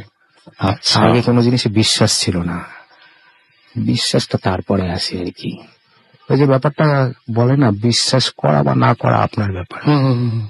হ্যাঁ, whether you believe or whether you don't, it's completely up to you. আমার বিশ্বাস জন্মায় তারপরের থেকে। That's about it. এই হচ্ছে গিয়ে চমৎকার স্টোরিটা। চমৎকার অনেক ঘটনা। এবং আপনি বলছিলেন যে একটু আগেও, আপনি আসার আগে একটা ঘটনা ঘটেছে, সেটা যদি ছোট্ট করে আমরা শুনে নিতাম। ও, এটা তো রোজকার ঘটনা আসলে। এক্সপ্লেনেশন কিছু নেই এখনো পর্যন্ত আমার কাছে, কেন আমি ইচ্ছা করে কোন রকমের মানে ইনভেস্টিগেশন করছি না এর মধ্যে। কারণ আমার ওয়াইফ এট দিস মোমেন্ট শুনছে এবং বাসায় একা আছে, বেশি ভয় দেখাতে চাই না। কিন্তু এই যে আমি আসার আগে যেটা হলো যে বাসার রেডিও নেবে, অ্যাপ ছাড়া কোনো উপায় নেই। হ্যাঁ, অ্যাপকে আমি কিন্তু ইয়ে করে দিলাম একটু, thank you very much. App ছাড়া কোনো উপায় নেই। তো আজকে হঠাৎ দেখা যাচ্ছে যে ইয়ে পাচ্ছে না, ওর হেডফোনটা পাচ্ছে না। আচ্ছা, হ্যাঁ, হেডফোনে আমি কিভাবে শুনবো? তুমি স্পিকারে লাগাই শোনো, হ্যাঁ তা না, হেডফোন নেই। আমি আমার একটা পুরানো হেডফোন থেকে খুলে দিলাম, দেখো তুমি এটা। আমরা জায়গাপত্র কিন্তু পুরো সার্চ করলাম Rasel, everything has been search. Drawer টেনে সার্চ করেছি, যেই ড্রয়ারটা মেডিসিনের ড্রয়ারটা টেনে সার্চ করেছি, ওর মধ্যে তখন কিচ্ছু পাওয়া যায়নি। হ্যাঁ, ঠিক আমি বেরোবো এখানে আসার আগে আবার সেই ড্রয়ারটাও খুললো, রোল করা ওখানে হেডফোন। একটা ইনসিডেন্ট, এরকম একখানা ফটো অ্যালবাম, বেসিক্যালি ওর ছোটবেলাকার ছবি, আমাদের কিছু বিয়ের ছবি, ডিসঅ্যাপিয়ার হঠাৎ একদিন একটা ড্রয়ারের থেকে, এবং খুঁজে পাই না। 1 মাস পরে এমন একটা জায়গায় জিনিসটা পাওয়া গেল যেখানে আমরা মোটামুটি রোজই ওইটা খুলে দেখি। হ্যাঁ, ওইখানে পাওয়া গেল। এই জিনিসপত্র মাঝে মধ্যে মিসপ্লেস হয়। এই তো আমরা আজকে শেষ করি ওইটা দিয়েই, সেটা হচ্ছে এই যে মিসপ্লেস হচ্ছে, এই জিনিসটা একটু ব্যাখ্যা দিয়ে তাহলে আজকে শেষ করেন যে কেন হয় এটা। অনেকে হয়তো হয়, অনেকে ইগনোর করে। হ্যাঁ, অনেকে ইগনোর করে, ইগনোরটা করে। তার কারণ হচ্ছে গিয়ে যে এনে একটা কথা আছে না ইংলিশে, ignorance is bliss. Right.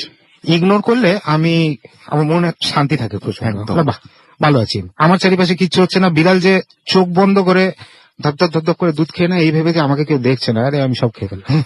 Ignorance is bliss. আমি সবসময় লিসনারদেরকে বলবো যে পারলে ইগনোর করেন, তাহলে হয়তো ভালো থাকবেন। বাট আমি যে যদি জিনিসটা জানতে চান। বুঝেছি, আমি যে জিনিসটা বুঝেছি আর কি, সেটা হচ্ছে গিয়ে যে জিন বাচ্চাও তো হয় না, খেলতে চায়, খেলে। এরকম ইনসিডেন্ট অনেক আছে, আমি বলতে পারবো না কারণ এগুলো প্রাইভেসি উল্লঙ্ঘন হয়ে যায় মাঝে মধ্যে। আশেপাশে অনেক। হ্যাঁ, আশেপাশে অনেক ইনসিডেন্টস আছে, ফেমাস সেলিব্রিটিদেরকে নিয়ে এরকম ইনসিডেন্টস আছে। আচ্ছা। যে পরে গিয়ে দেখা গেছে আর কি যে আছে এখানে ছোট বাচ্চা, সে ক্ষতি করে না কারোর, এই একটু খেললো, এখান থেকে ওখানে নিয়ে গেল, ওখান থেকে ওখানে নিয়ে গেল, এখান থেকে ওখানে নিয়ে গেল। কিছুক্ষণ আগে জার্মানি থেকে একজন আমাদেরকে একটা ইমেল করেছে না, রাইট। হ্যাঁ, পল্টারগাইস্ট। হ্যাঁ, নয়েজি গোস্ট, হ্যাঁ, নটি গোস্ট। পল্টারগাইস্ট অ্যাক্টিভিটি এটাকে ইংলিশে, বা বাইরে সবাই যেটাকে বলে পল্টারগাইস্ট অ্যাক্টিভিটি। একটু এখান থেকে সরে। একটা জিনিস বুঝতে হবে যে স্পিরিটদের না কোনো জিনিসের প্রতি খুব মানে থাকে, ফ্যাসিনেশন থাকে, ওইগুলোই মিসপ্লেসড হয়। এই চাবি, এই রাখলাম, কোথায় রাখলাম, ও আমার মনের ভুল, কোথায় রেখে ফেলেছে, আবার পেয়ে গেলাম। লিসনারদেরকে যেটা বলতে চাই হচ্ছে কি, যে যদি এরকম কোনো ইনসিডেন্ট আপনাদের হতে থাকে, জাস্ট একটুখানি পয়েন্ট টু বি নোটেড হচ্ছে কি, কোন জিনিসটা মিসিং যাচ্ছে রেগুলারলি, এটা পয়েন্ট করে রাখবেন। যদি দেখেন যে ভয়াবহ অবস্থা হয়ে গেছে, তখন I think you should get expert help. তাই না? বাট ওভারঅল এরা, আমি যা বুঝতে পেরেছি যে এরা হার্মলেস। আচ্ছা, ওভারঅল হার্মলেস। সো মানে এটা নিয়ে যদি একদম কেউ যদি এরকম ইগনোর করতে চায় তো ইগনোর করতে পারে, আর যদি কেউ মনে রাখে সেটা। আমি সবসময় বলি ইগনোরেন্স ইজ ব্লিস। কেন এক্ষুনি আমার দৌড় দিয়ে বাসায় যেতে হবে, বুঝছো? একজন মনে হয় ভয় পাচ্ছে শুনতে।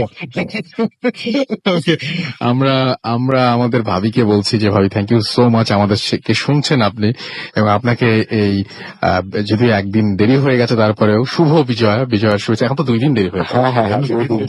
হ্যাঁ, আমরা আশা করব যে মাঝে মাঝে আমরা এরকম কৌশিকদেরকে নিয়ে আসবো এবং আপনি আপত্তি করবেন না আমাদেরকে। তো অনেক অনেক ধন্যবাদ কৌশিকদা আমাদের সাথে এসে সময় দেওয়ার জন্য। এবং আমার মনে হয় যে সামনে তো আরো, মানে এই যে আমাদের এই মাসেই আছে হচ্ছে আপনার হ্যালোইন আছে। সো হ্যালোইনের একদম আগের এপিসোডে আপনাকে পেয়ে আমাদের অনেক ভালো লাগলো, এবং আমি দেখতে পাচ্ছি যে সবাই যে পরিমাণ প্রশংসা করছে, তাতে অনেকেই আপনার গল্প শুনে রীতিমতো মুগ্ধ। এবং আমি দেখতে পাচ্ছি যে থ্যাংক ইউ সো মাচ। আমি জানি না, হয়তো ভয়ের কোনো ব্যাপার নেই, এরকম কোনো ভয় ঠয় নেই না, কিন্তু জিনিসটা সবাই ফিল করতে পেরেছেন। এবং এই যে আপনার কথার মাধ্যমে সবাই, আমি নিজেও কোনোদিন আপনি যে জায়গার কথা বললেন সেই জায়গায় যাইনি, কিন্তু আমার চোখের সামনে ভেসে উঠলো সেই করিডোর, সেই 3rd ফ্লোর, জীবনে একবার মনে হয় সামথিং ক্লোজ টু এ গোস্ট দেখছি। 25 কিলোমিটার পরে গিয়ে আমার রিয়েলাইজেশন হয়েছে যে কিছু মনে হয় একটা দেখলাম। সবকিছু ঘটে যায় রিয়েলাইজেশন, কিন্তু সেটিংটা কিন্তু অনেক পরে করে। হ্যাঁ, মানে আমি রীতিমতো, মানে এটা মনে হয় এই গল্পের মধ্যে আছে, ওই বইয়ের মধ্যে মনে হয় স্টোরিটা আছে। 25 কিলোমিটার পরে আমি গিয়ে বুঝতে পারছি যে আমি মনে হয় কিছু একটা দেখছি। হ্যাঁ, সেটাই বইয়ের মধ্যে আছে এটা। হ্যাঁ, সো যাই হোক, থ্যাংক ইউ ভেরি মাচ। আমাদেরকে দেখতে পাচ্ছি ইহাম আমাদের লিখেছেন ঝিনাইদহ থেকে, হাসান হুসাইন মিরপুর থেকে আমাদের লিখেছেন, এবং আমাদেরকে SMS করে লিখেছেন। দেখতে পাচ্ছি তুষার চিটাগং থেকে দারুণ তাই লিখেছেন, কৌশিককে আমার নমস্কার, তিনি খুবই চমৎকার একজন মানুষ। আচ্ছা, চিটাগং থেকে লিখছেন, আপনার তো নিশ্চয়ই পরিচিত না, তারপরেও উনি শুনেই আপনাকে বরাবর বাসা চিটাগং। আচ্ছা, তিমাত আমাদের SMS করেছেন, রাকিব দিনাজপুর থেকে SMS করেছেন, শুভ আমাদের SMS করেছেন ওয়াসা থেকে, এছাড়াও জয় আমাদের তেজকুনি পাড়া থেকে SMS করেছেন আমাদেরকে এমনি রাকিব, এছাড়াও তানিশা আমাদের SMS করেছেন দেখতে পাচ্ছি রাজিন ধানমন্ডি থেকে, এবং সবাই প্রশংসা করছে, শুধু আলাদাভাবে পড়ছি না। SH আবরার আমাদের হাজারিবাগ থেকে SMS করেছেন, এবং এছাড়া এছাড়াও আমাদেরকে দেখতে পাচ্ছি সামিয়া লালবাগ থেকে এসএমএস করছেন, আমাদেরকে দেখতে পাচ্ছি দিনাজপুর থেকে সুহাস সহ আরো অনেকে। সো আমরা আবার একটা বিরতিতে যাই এবং বিরতির পরে আমরা আবারও ফিরে আসি। এবং বুঝি নেই না আজকে যাবেন টাইম, আমরা যদি পরে পাই তাহলে আচ্ছা রেকর্ড ফাইল আগে শুনি, শোনানোর পর তারপর একটা বিজ্ঞাপন বিরতিতে যাই আমরা এবং তারপর আবারও ফিরে আসবো। স্টে টিউনড রেডিও ফুর্তি এন্ড ডোন্ট স্টপ দ্য ফুর্তি। তার আগে একটা রেকর্ড ফাইল শুনে আসবো আমরা।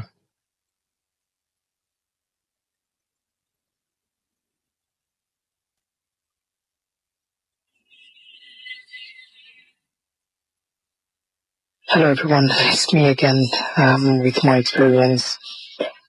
Hello Rasabai, how are you? And hope you're fine. Obviously you're fine as well. All the time, I guess. আমি আসলে যে স্টোরিটা এখন শেয়ার করতে যাচ্ছি সেটা ছিল 2013 এর story, well experience also, not a story. আমি তখন আসলে এখানে Lloyds GSB ব্যাংকে জব করতাম. I gave up the job after the incident because obviously I wanted to move up, going to investment banking. So yes, it's 2013 October I got an literally 2 months before I moved my job. I used to work as business development manager. তখন আসলে একটা European লেজিসলেশনের কারণে আমাদের Lloyds GSB ব্যাংকের 600 branches sold out করতে হয়েছে TSB এর কাছে, which actually they split it out, Lloyds and TSB. So আমাদের বিজনেস ডেভেলপমেন্ট গ্রুপের আমরা 4 জন মেম্বার ছিলাম. 4 জন member, we had to go to Scotland for about 4 weeks, every week একজন করে. তো আমরা ব্রাঞ্চ ইনভেস্টিগেশন করার জন্য গিয়েছিলাম. যাই হোক, যাওয়ার জন্য আসলে আমি এক সানডেতে রওনা হই রাতের বেলা, রাতে না 6টার দিকে, সন্ধ্যার দিকে রওনা হই. স্কটল্যান্ড গিয়েছি, everything was fine. I checked into a hotel, which obviously pre-booked. And then Monday morning আমি আমার অফিসে যাই, ওখানে একটা ব্রাঞ্চে. ওখান থেকে ব্রাঞ্চে কাজ শেষ করি around 6 o'clock, মানে 5:30, 6 o'clock. তো আমি আবার গাড়ি নিয়ে বেরিয়ে যাই ওখান থেকে. বেসিক্যালি আমার about 2 hours drive-এ একটা জায়গা হচ্ছে ইবোনাচে, এটা হচ্ছে স্কটিশ হাইল্যান্ডে. এটা গ্লাসগো ন্যাশনাল পার্ক পার হয়ে ওখানে যেতে হয়.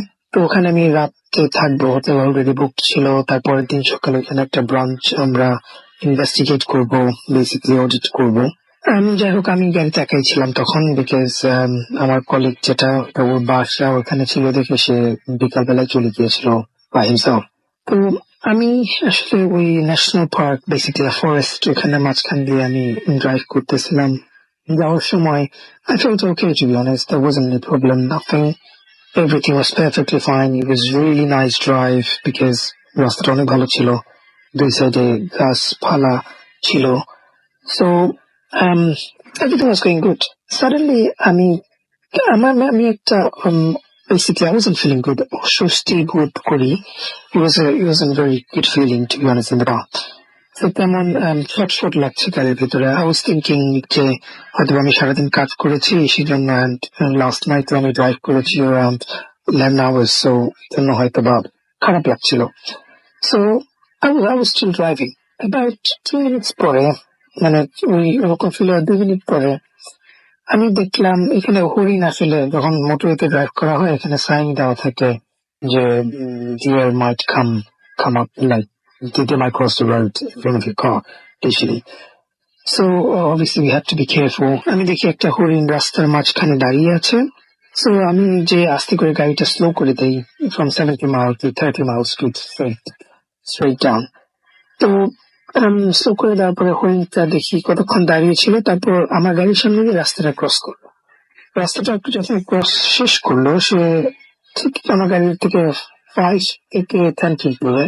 তো আমি ভালো করে হরিণটাকে দেখি না, because it was dark. আমার হেডলাইট চালানো ছিল, but still, মানে who looks at the head, to be honest? হরিণের দিকে তাকে এরকম ভাবে কি? I was doing my stuff. দেখি হঠাৎ করে আমি ভালো করে খেয়াল করে দেখি যে হরিণের ঘাড়টা, মানে his neck was proper bent on the right hand side. ঘাড় ভেঙে গেলে যেরকম থাকে ওরকম আর কি. তো আমি এটা দেখে I was thinking what's going on. Usually মানে হরিণটা হারাত হয়েছে অথবা কিছু, সেজন্য এরকম ভাবে হাঁটছে. চলে যাওয়ার পর আমি আবার I set off for my destination anyways. But 10-15 minutes পর I just realized যে আমার কারের পেছনের সিটে কে যেন বসে আছে. I felt, when you're driving alone, যদি কেউ গাড়ির মধ্যে থাকে, you actually know people are breathing or whatever, and you know their existence, they all exist. তো আমার এরকম একটা ফিল হলো. আমি লুকিং গ্লাসে দেখলাম কিছু নাই. Then আমি পেছনে ঘুরেও দেখলাম কিছু নাই. I wasn't feeling really good. I was thinking still like, okay, probably hallucinate করতেছি because I was tired. আমি আবার আগাইতে শুরু করলাম. I was still driving. Then suddenly আমার উইন্ডশিল্ডে একটা bird flew, basically পাখি হাগু করছে. So suddenly in the middle of nowhere, রাতের বেলা bird flew, come on. So obviously I washed it off. এটা ওয়াশ করার সাথে সাথে যখন ওয়াইপার অন করে ওয়াটার ছেড়ে ক্লিন করলাম, দেন আমি আবার মেয়ের দিকে তাকালাম. মেয়ের দিকে তাকিয়ে দেখলাম যে পেছন থেকে একটা গাড়ি আসতেছে. অবভিয়াসলি তার হেডলাইট গাড়ির উপর পড়ছে আমার. আমি প্রপার দেখতে পেয়েছি যে আমার পেছনের সিটে একটা black figure. It was proper sitting just literally behind my seat. I swear to God, এটা বলতে গিয়ে এখনো আমার গুজবাম্প হচ্ছে. এটা দেখার সাথে সাথে আমি ভয় পেয়ে যাই অনেক বেশি. ভয় পেয়ে তারপর আমি গাড়িটা স্লো করে দিই. স্লো করার সাথে সাথে অবশ্যই পিছনে যে গাড়িটা ছিল সেটা আমাকে হর্ন দিচ্ছিল. Why did I slow down? Then আমি আবার ভালো করে পিছন দিকে তাকিয়ে দেখি nothing was there, and I was just like, okay fine, probably it's my imagination again. Then আমি গাড়িটা টানতে থাকি. ওই গাড়িটা আমার পিছনে পিছনে আসতে থাকে আরেকটা. তো about another 5-10 minutes যাওয়ার পরে আমি আবার প্রেজেন্স ফিল করি যে আমার গাড়ির পিছনে আবার কেউ আছে. আমি আবার তাকাইছি.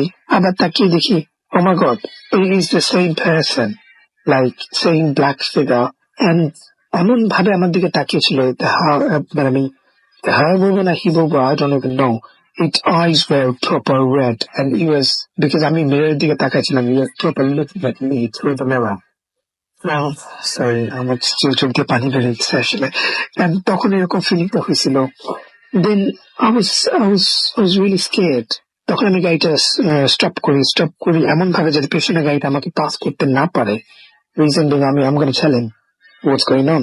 আমি রাস্তার মাঝখানে, অবভিয়াসলি এটা ছোট রোড ছিল, মিডল অফ দ্য জঙ্গল. আমি স্টপ করে আমি গাড়ি থেকে বেরিয়েছি. আমি যখন গাড়িটা স্টপ করে অবভিয়াসলি পেছনের গাড়িটা আমার পেছনে বিগ হেডলাইট দিয়ে আসতেছিল. আমি গাড়ি থেকে বেরোইছি. বেরোয়ার পরে আমি ভাবছি যে আমি পেছনের ড্রাইভারটাকে বলি, obviously he stopped behind me. আমি পেছনের দিকে তাকায় দেখি যে পেছনে যে গাড়িটা ছিল ওইখানে গাড়িটা নাই. I was just like, okay, this is tricky because এখানে অন্য কোথাও যাওয়ার রাস্তা নাই. বিকজ এখানে কান্ট্রি সাইডের রোড গুলো হচ্ছে রাস্তার সাইডে ব্যারিয়ার দেওয়া থাকে. You can not go anywhere unless এখানে আপনার কোনো রাস্তা থাকে. আমি যখন ড্রাইভ করে আসছি আশেপাশে কোনো রাস্তা দেখি নাই যে এক্সিট শুরু রোড অথবা কিছু. গাড়িটা হঠাৎ করে পিছন থেকে ভ্যানিশ হয়ে গেছে. And it was dark. Only আমার গাড়ির headlight জ্বলতেছিল. I didn't know what to do. I didn't want to wait outside. I went back inside my car. আমি গাড়ির ভিতরে পিছনে তার দিকে দেখলাম there was nothing in there. So what I did was, আমি পাগলের মতো জোরে গাড়ি টেনে আসছি. আসার পরে I didn't even look anywhere. আমি এসে ডাইরেক্ট হোটেলে গেছি. হোটেলে যে চেক ইন করলাম. চেক ইন করে আমি বেসিকলি রুমে যে I had a really hot shower and I was thinking what's going on and everything.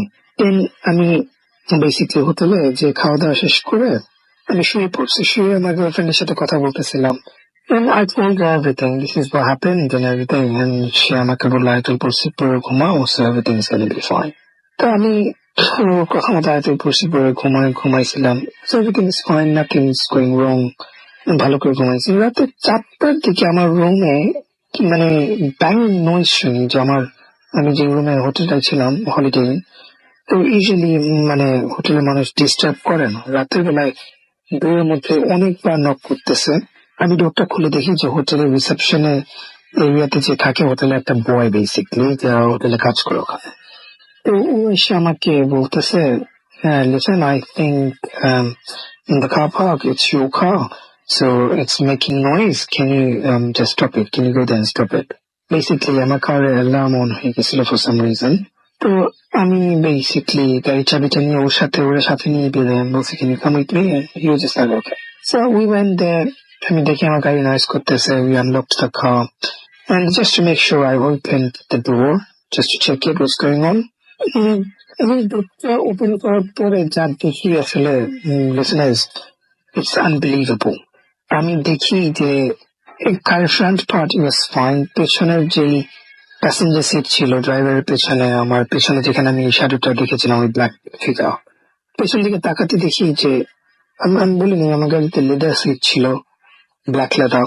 কে যেন মানে নেলস দিয়ে ওটা প্রচন্ড রকম ভাবে স্ক্র্যাচ করছে, and it was proper ripped of.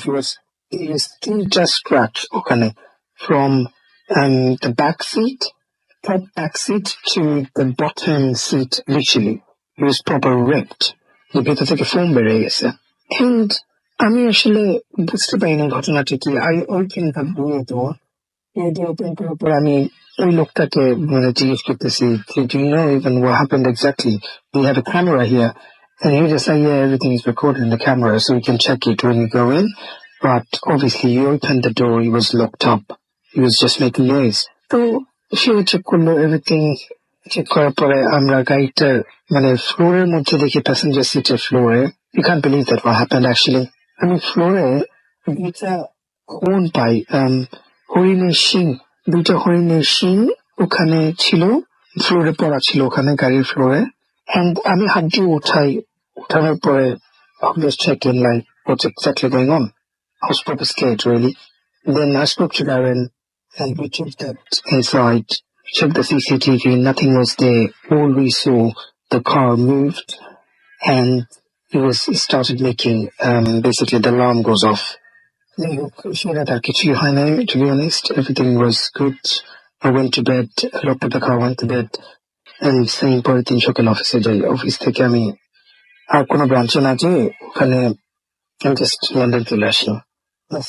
This experience, this is one of the hell of an experience to go, and this is hilarious, to be very honest with you guys.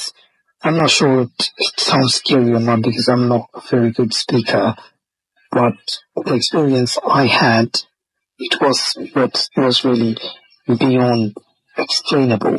That's it, guys. Thank you very much. FM. The night comes alive.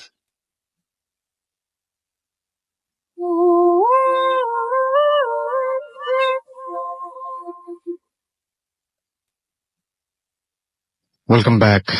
শুনছেন সবসময় radio 48.4 FM। আমি রাসেল আছি, সাথে আমার সাথে রয়েছে মাসুম।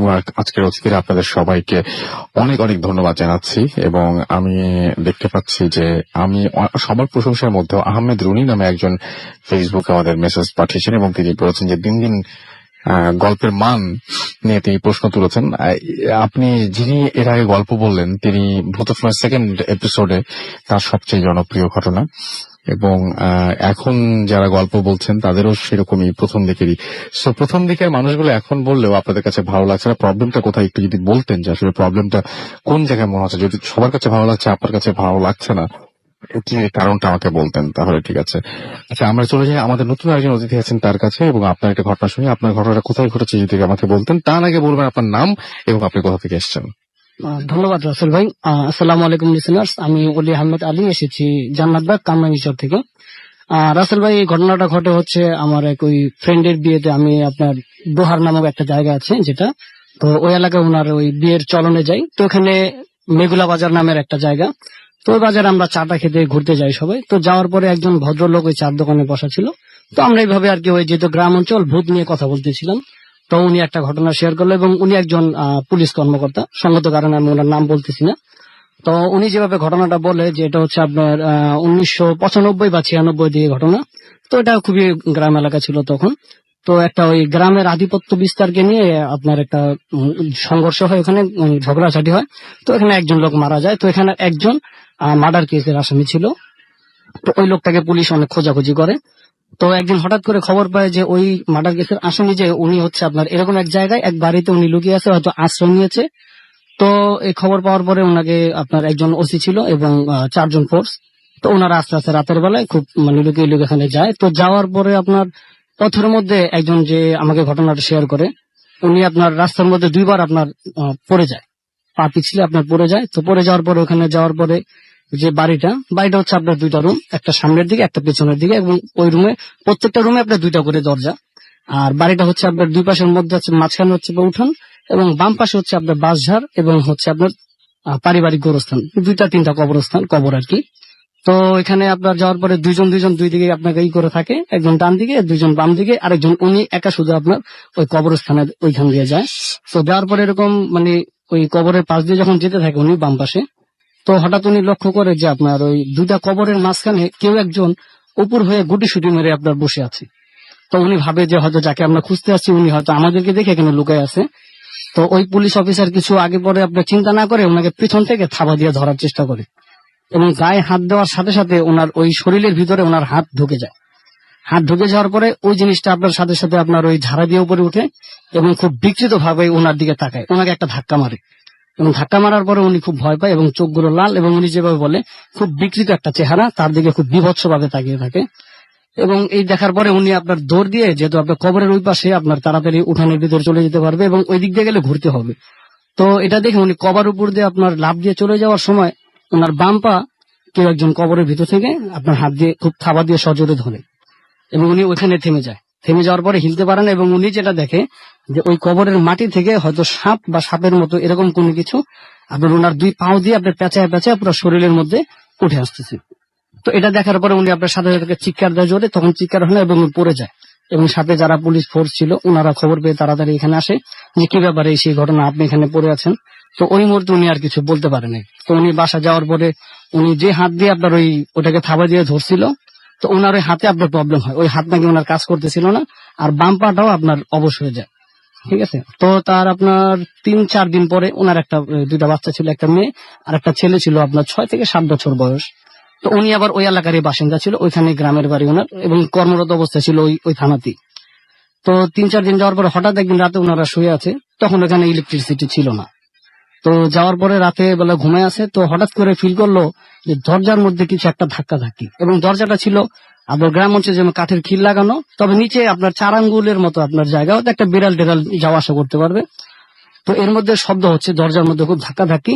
তো উনি উঠে তাড়াতাড়ি, যেহেতু কারেন্ট নাই, তো উনি আপনার হারিকেন যেটাকে বলে হারিকেন জ্বালায়।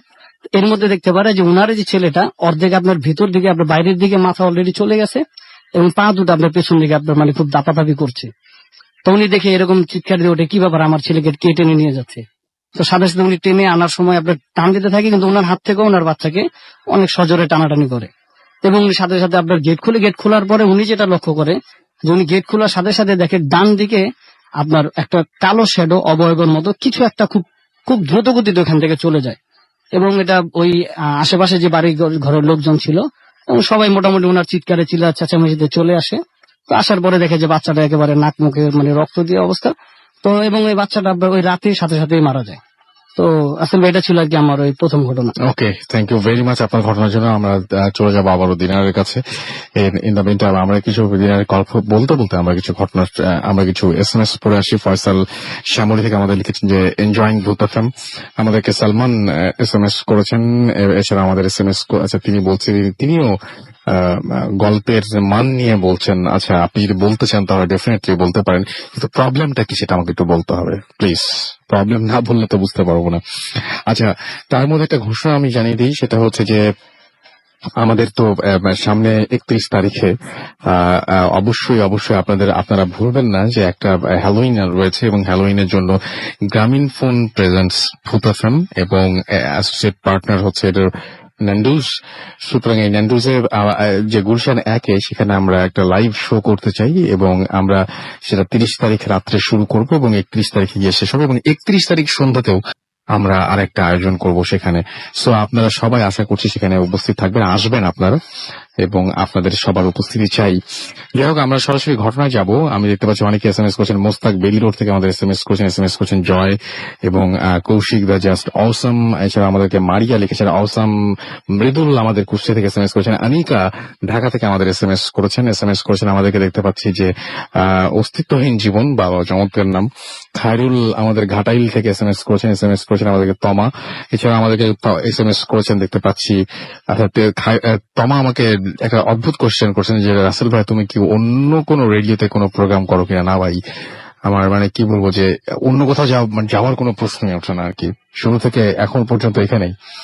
এমডি হাসান আমাদের এসএমএস করেছেন অর্চি, এছাড়া এসএমএস করেছেন আমাদেরকে সাফওয়ান, এছাড়া আমাদেরকে সুব্রত এসএমএস করেছেন আমাদেরকে, এছাড়াও শুভ, খায়রুল আমাদের এসএমএস করেছেন সাইফ, এছাড়াও আমাদেরকে এসএমএস করেছেন নাজ ধানমন্ডি থেকে এসএমএস করেছেন আমাদেরকে দেখতে পাচ্ছি। এছাড়াও আরো অনেকে, আপনি যদি এসএমএস করতে চান মোবাইলের মেসেজ আপনাকে টাইপ করতে পারেন ফুর্তি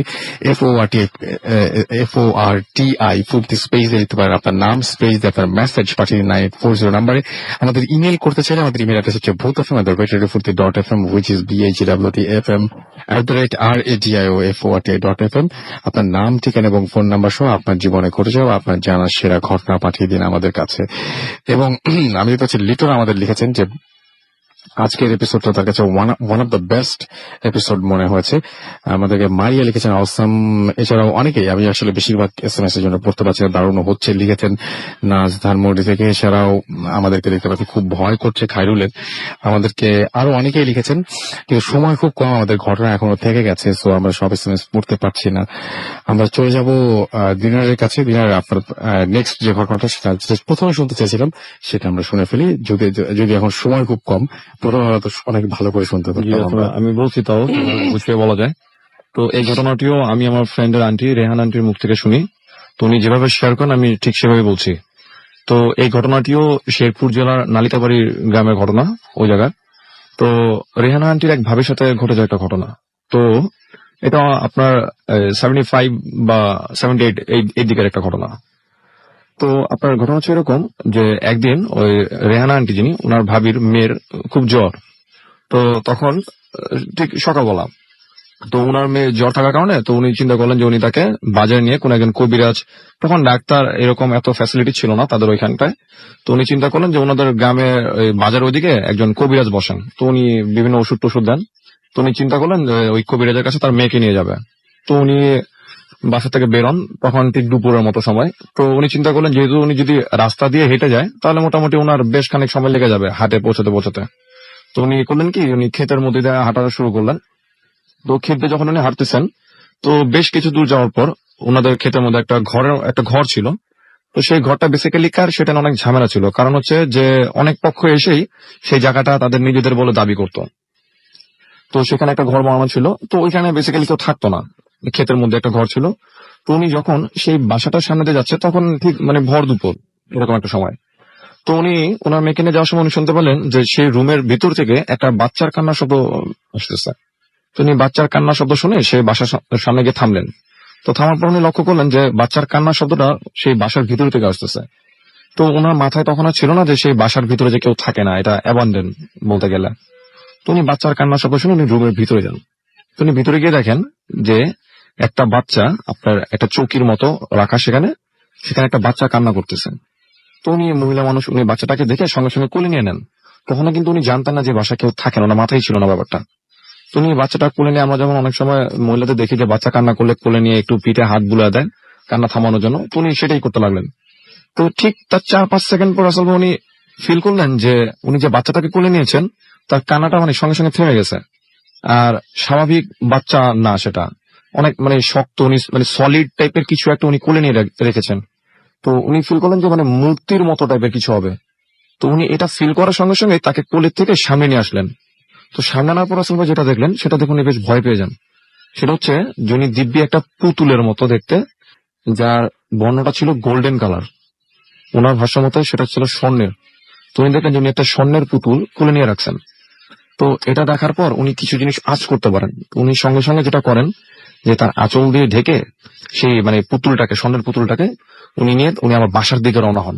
তার মেয়েকে নিয়ে উনি আর হাঁটে না গিয়ে উনি সোজাসুজি বাসায় রওনা হন। তো বাসায় আনার পর উনি কাউকে না বলে সেটাকে, তাদের বাসা একটা সিন্দুক ছিল, অনেক বড় একটা সিন্দুক ছিল, সেটা ভিতরে রেখে দেন। তো উনি রেখে দেওয়ার পর কাউকে কোনো কিছু শেয়ার করেনি। তো রাতে বেলা উনি ঘুমালেন। তো ঘুমিয়ে উনি স্বপ্নে দেখতেছেন যে কেউ একজন তাকে বলতেছে যে তুই যেটা পেয়েছিস সেটার জন্য তোকে 60টা গরু জবাই করে গ্রামবাসীদের খাওয়াতে হবে। তো এটা উনি স্বপ্নে দেখলেন। তো স্বপ্ন দেখার পর উনি কয়েকদিন এই জিনিসটা স্বপ্নে দেখলেন। তো উনি চিন্তা করতেছেন যদি উনি এখন এই 60টা গরু জবাই দিয়ে পুরো গ্রামবাসীকে খাওয়াতে যায় তাহলে সবাই হয়তো বুঝে যাবে যে সে কোনো গুপ্ত ধন এই টাইপের কিছু একটা পেয়েছে। তো উনি চাচ্ছিল না যে গ্রামবাসীরা এটা জানুক যে সে কিছু একটা পেয়েছে। তো তাই উনি করলেন কি, যে উনি প্রতি শুক্রবার 4-5 জন করে লোক খাওয়াতে লাগলেন। কিন্তু উনি স্বপ্নের যে আজ্ঞা বা যেটা উনি শুনেছেন সেটা কিন্তু উনি ফুলফিল করলেন না। তো এরপরে যেটা হয়, তার সাথে যে প্রবলেম গুলো শুরু হয় সেটা আসলে খুবই উইয়ার্ড ছিল। যে তার ঠিক প্রায় মাসখানেক পর তার যে মেয়েটা প্রথম দিকে অসুস্থ হয়, যাকে নিয়ে উনি কবিরাজের কাছে যাচ্ছিলেন, সেই মেয়েটার আবার প্রচন্ড জ্বর উঠে রাতের বেলা। তো রাতের বেলা তার মাথায় বেশ পানি টানি ঢালা হয়। তো রাতের বেলা যেহেতু আর কবিরাজের কাছে যাওয়া সম্ভব না, তারা সকাল পর্যন্ত ওয়েট করলো। তো সকালবেলা তারা ঘুম থেকে ওঠার পর যেটা দেখলো যে তার মেয়ের মাথার চুল, সমস্ত চুল মানে জট হয়ে গেছে। একটা চুলে মানে বেশ বেসিক্যালি চুলের জট হতে গেলে অনেকটা সময় লাগে এবং শুকনো থাকা অবস্থায় সেটা হয়। তো তারা দেখে বেশ ভয় পেয়ে যায়। এবং যে মেয়ের রাতে এত বেশি জ্বর ছিল, সে দিনের বেলা একা একা, ছোট্ট একটা মেয়ে গাছের উপর উঠে যাচ্ছে একা একাই, এবং সে বাসার মধ্যে লাফালাফি করতেছে, খুব উইয়ার্ড বিহেভ দিচ্ছে সে। এবং এতই ভয়ঙ্কর বিহেভ দিচ্ছিল যে বাসার সবাই ভয় পেয়ে গেছিল তার বিহেভিয়ার দেখে। তো তারা যেটা করলো যে তাকে ঘরে এনে মানে বন্দি করে রাখলো। তো ডে বাই ডে তার সিচুয়েশন, তার বিহেভিয়ার গুলো খুবই প্যারানর্মাল ছিল। তো তারা তাকে যেটা করলো যে শিকল দিয়ে বেঁধে রাখলো একটা রুমের মধ্যে। তো শিকল দিয়ে বেঁধে রাখার পর হুজুর টুজুর ডাকায় কোনো কাজ হয় না প্রথম দিকে। তো ডে বাই ডে দিন যত যাচ্ছে, তার ওই রেহানা আন্টি যে ভাবি ছিল, তার হচ্ছে 2 মেয়ে এবং 3 ছেলে। তো প্রথম দিকে তার যে মেয়েটা প্রজেস্ট হয় তাকে একটা রুমে শিকল দিয়ে বেঁধে রাখা হয়। তারপরে রাসেল ভাই যেটা হয় যে তার যে আরেকটা মেয়ে ছিল, সেও ঠিক একই সিমটম তার মতো, তারও চুলের একই অবস্থা, জট হয়ে গেছে এবং সেও উইয়ার্ড বিহেভ দিচ্ছে। এভাবে ঠিক তার বাকি যে 3 ছেলে ছিল, বলতে গেলে তারা 5 ভাই বোন, তারা সবাই প্রজেস্ট হয়ে যায়। এবং পরে যেটা হয় যে 5 জনকে, 2 ভাই 3 বোন, 5 জনকে একই রুমের মধ্যে শিকল দিয়ে বেঁধে রাখতো তারা। তো এর মাঝখানে প্রায় মাসখানেক সময় পার হয়ে গেছে। তো সবার শেষে যেটা হয়, যে মহিলা রেহানা আন্টির যে ভাবি ছিলেন, যিনি পুতুলটা পায়, উনি নিজেও সবার শেষে উনি নিজেও প্রজেস্ট হয়। তো তারা যেটা করে যে তাদের সবাইকে, 6 জনকে একই রুমের মধ্যে শিকল দিয়ে বেঁধে রাখে এবং তাদেরকে দেখার জন্য গ্রামের বিভিন্ন মানুষজন আসতো তাদেরকে দেখার জন্য। তারা সবাই রুমের মধ্যে বিভিন্ন ধরনের মানে উইয়ার্ড কাজ করতো। তো যখন তাদেরকে এভাবে রাখা হয়, তো অনেক খোঁজাখুঁজি করার পর তারা একটা ওঝার খবর পায়। তো তারা সেই ওঝাকে বাসায় নিয়ে আসে। তো বাসায় আনার পর সেই ওঝা বাসায় ঢুকতেই বলে দেয় যে কিছু একটা আছে এই বাসার ভিতরে। তো সেই ওঝা রাসেল ভাই, তো ওই মহিলা যিনি হাজবেন্ড ছিল, উনি নামাজি ছিলেন, কিন্তু উনার কিন্তু কোনো প্রবলেম হয় নাই, উনি কোনো প্রজেস্ট কিছুই হন নাই। তো উনি বাসায় ঢুকে বলে দেয় যে এই বাসায় কোনো কিছু একটা আছে। তো উনি সরাসরি ঘরের ভিতরে ঢুকে, তার কিন্তু জানার কথা না যে বাসায় কি হয়েছে, উনি সোজাসুজি বাসায় ঢুকেই সেই সিন্দুক খুলেন, সিন্দুক খুলতে বলেন। সিন্দুক খুলে দেখেন যে সেই সিন্দুকের ভিতরে কিছুই নাই। তারপর উনি ওনার মতো করে ওনার যে ইগুলো ছিল, অ্যাক্টিভিটিস গুলো ছিল, উনি সেগুলো করেন, তাদেরকে আস্তে আস্তে সুস্থ করে তোলেন। কিন্তু প্রবলেম হয় যেটা, যে সবাই আস্তে আস্তে সুস্থ হয়ে গেল, সবাইকে অনেকগুলো তাবিজ দিয়ে দেয়। যে মহিলাটা ছিলেন, রেহানা আন্টি যিনি ভাবি ছিলেন, উনি সুস্থ হতে অনেক সময় নিয়ে নেন এবং এখনো উনি অসুস্থ। আর সবচেয়ে ইন্টারেস্টিং ব্যাপার হচ্ছে, ওই ঘটনার পর থেকে তাদের বাসায় এখন পর্যন্ত যে গেস্টই যায়, আজ থেকে প্রায় কত মানে 30 বা 35 বছর মতো হবে, যে গেস্টই যায় মানে দিনের বেলা থেকে ঠিক মাগরিব হলে তাদেরকে চলে আসতে হয় সে বাসা থেকে। তার 2 মেয়ের বিয়ে হয়ে গেছে, তারা চলে গেছে সেই বাসা থেকে। এবং বাসার যত মেম্বার আছে সবার গায়ে অনেকগুলো তাবিজ, প্রত্যেকে তাবিজ ক্যারি করতেছে। কিন্তু প্রবলেম হচ্ছে, যে আমাকে ঘটনা শেয়ার করে রেহান আন্টি, উনি এই রোজার ঈদেও ওই বাসায় যায় বেড়াতে। তো ওই মহিলা যিনি, ওনার ভাবি যিনি, উনি মানে কিছুটা পাগলামি করে এখনো, বাট ওনার একটাই কথা হচ্ছে যে আসছো, খেয়ে চলে যাও। উনি কাউকে রাতের বেলা তার বাসায় স্টে করতে দেয় না এবং কেউ করতেও পারে না তাদের বাসায়। ওকে, থ্যাংক ইউ ভেরি মাচ ঘটনার জন্য দিনার। আমরা দেখতে পাচ্ছি যে আমাদের কাছে বেশ কিছু ফেসবুকে অনেকেই আমাদেরকে মেসেজ পাঠাচ্ছেন। মৃন্ময়ী পূজা আমাদের পাঠিয়েছেন, দেখতে পাচ্ছি। সুইট ইসলাম আমাদের লিখেছেন এবং তিনি বলছেন যে আচ্ছা কি ভাই, এই টাইপের রেকর্ড প্লে করা কথা বলছেন। রেকর্ড তিনি বলছেন যে রেকর্ডটা, যে ঘটনা, সেই ঘটনাতে প্রচুর ইংরেজি শব্দ। আসলে ব্যাপারটা হচ্ছে যে ঘটনাটা এসছে কিন্তু ইউকে থেকে, রাইট? এবং যেটাতে কমফোর্টেবল তিনি তো সেভাবেই বলবেন। এটা তো মানে এটা একটু বুঝতে হবে আমাদেরকে। এছাড়াও দেখতে পাচ্ছি নওশিন আমাদের লিখেছেন এটা কি রিয়েল পেজ নাকি। হ্যাঁ, ডেফিনেটলি এটা রিয়েল পেজ, বুঝতেই পারছেন যে আমি পড়ছি এই মুহূর্তে। সো এটা রিয়েল পেজ না হয় কোনো উপায় নেই। আচ্ছা, ফার্স্ট টাইম আমাদের শুনছেন আসাদুজ্জামান ফয়সাল, ওয়েলকাম টু ভূত এফএম। আশা করছি এখন থেকে রেগুলার আপনাকে পেয়ে যাব। এছাড়াও দেখতে পাচ্ছি ইমরান এখানে লিখেছেন আমাদেরকে, এছাড়াও লিখেছেন দেখতে পাচ্ছি আতিক রহমান তাইফ, এছাড়াও আমাদের এখানে লিখেছেন প্রজাপতি মন, সাব্বির আহমেদ, আচ্ছা, এছাড়াও লিঙ্কন আদিব, রাজু আহমেদ, এছাড়াও জানাতুল নাইম, ইমদাদুল সঞ্জয়, এমডি মানিক খুলনা থেকে, এছাড়াও আমাদের এখানে দেখতে পাচ্ছি নাইমুর রহমান নাইম, পার্থিব খন্দকার, পিকে জীবন যুদ্ধে জহিরুল সহ আরো অনেকে, এমডি ফাইদুল সহ আরো অনেকে আমি দেখতে পেলাম যে এই যে যারা এখানে আমাদের এই মুহূর্তে আমাদের ফেসবুকে মেসেজ পাঠাচ্ছেন, তারা অনেকেই বলছেন যে ঘটনা পাঠাতে চান।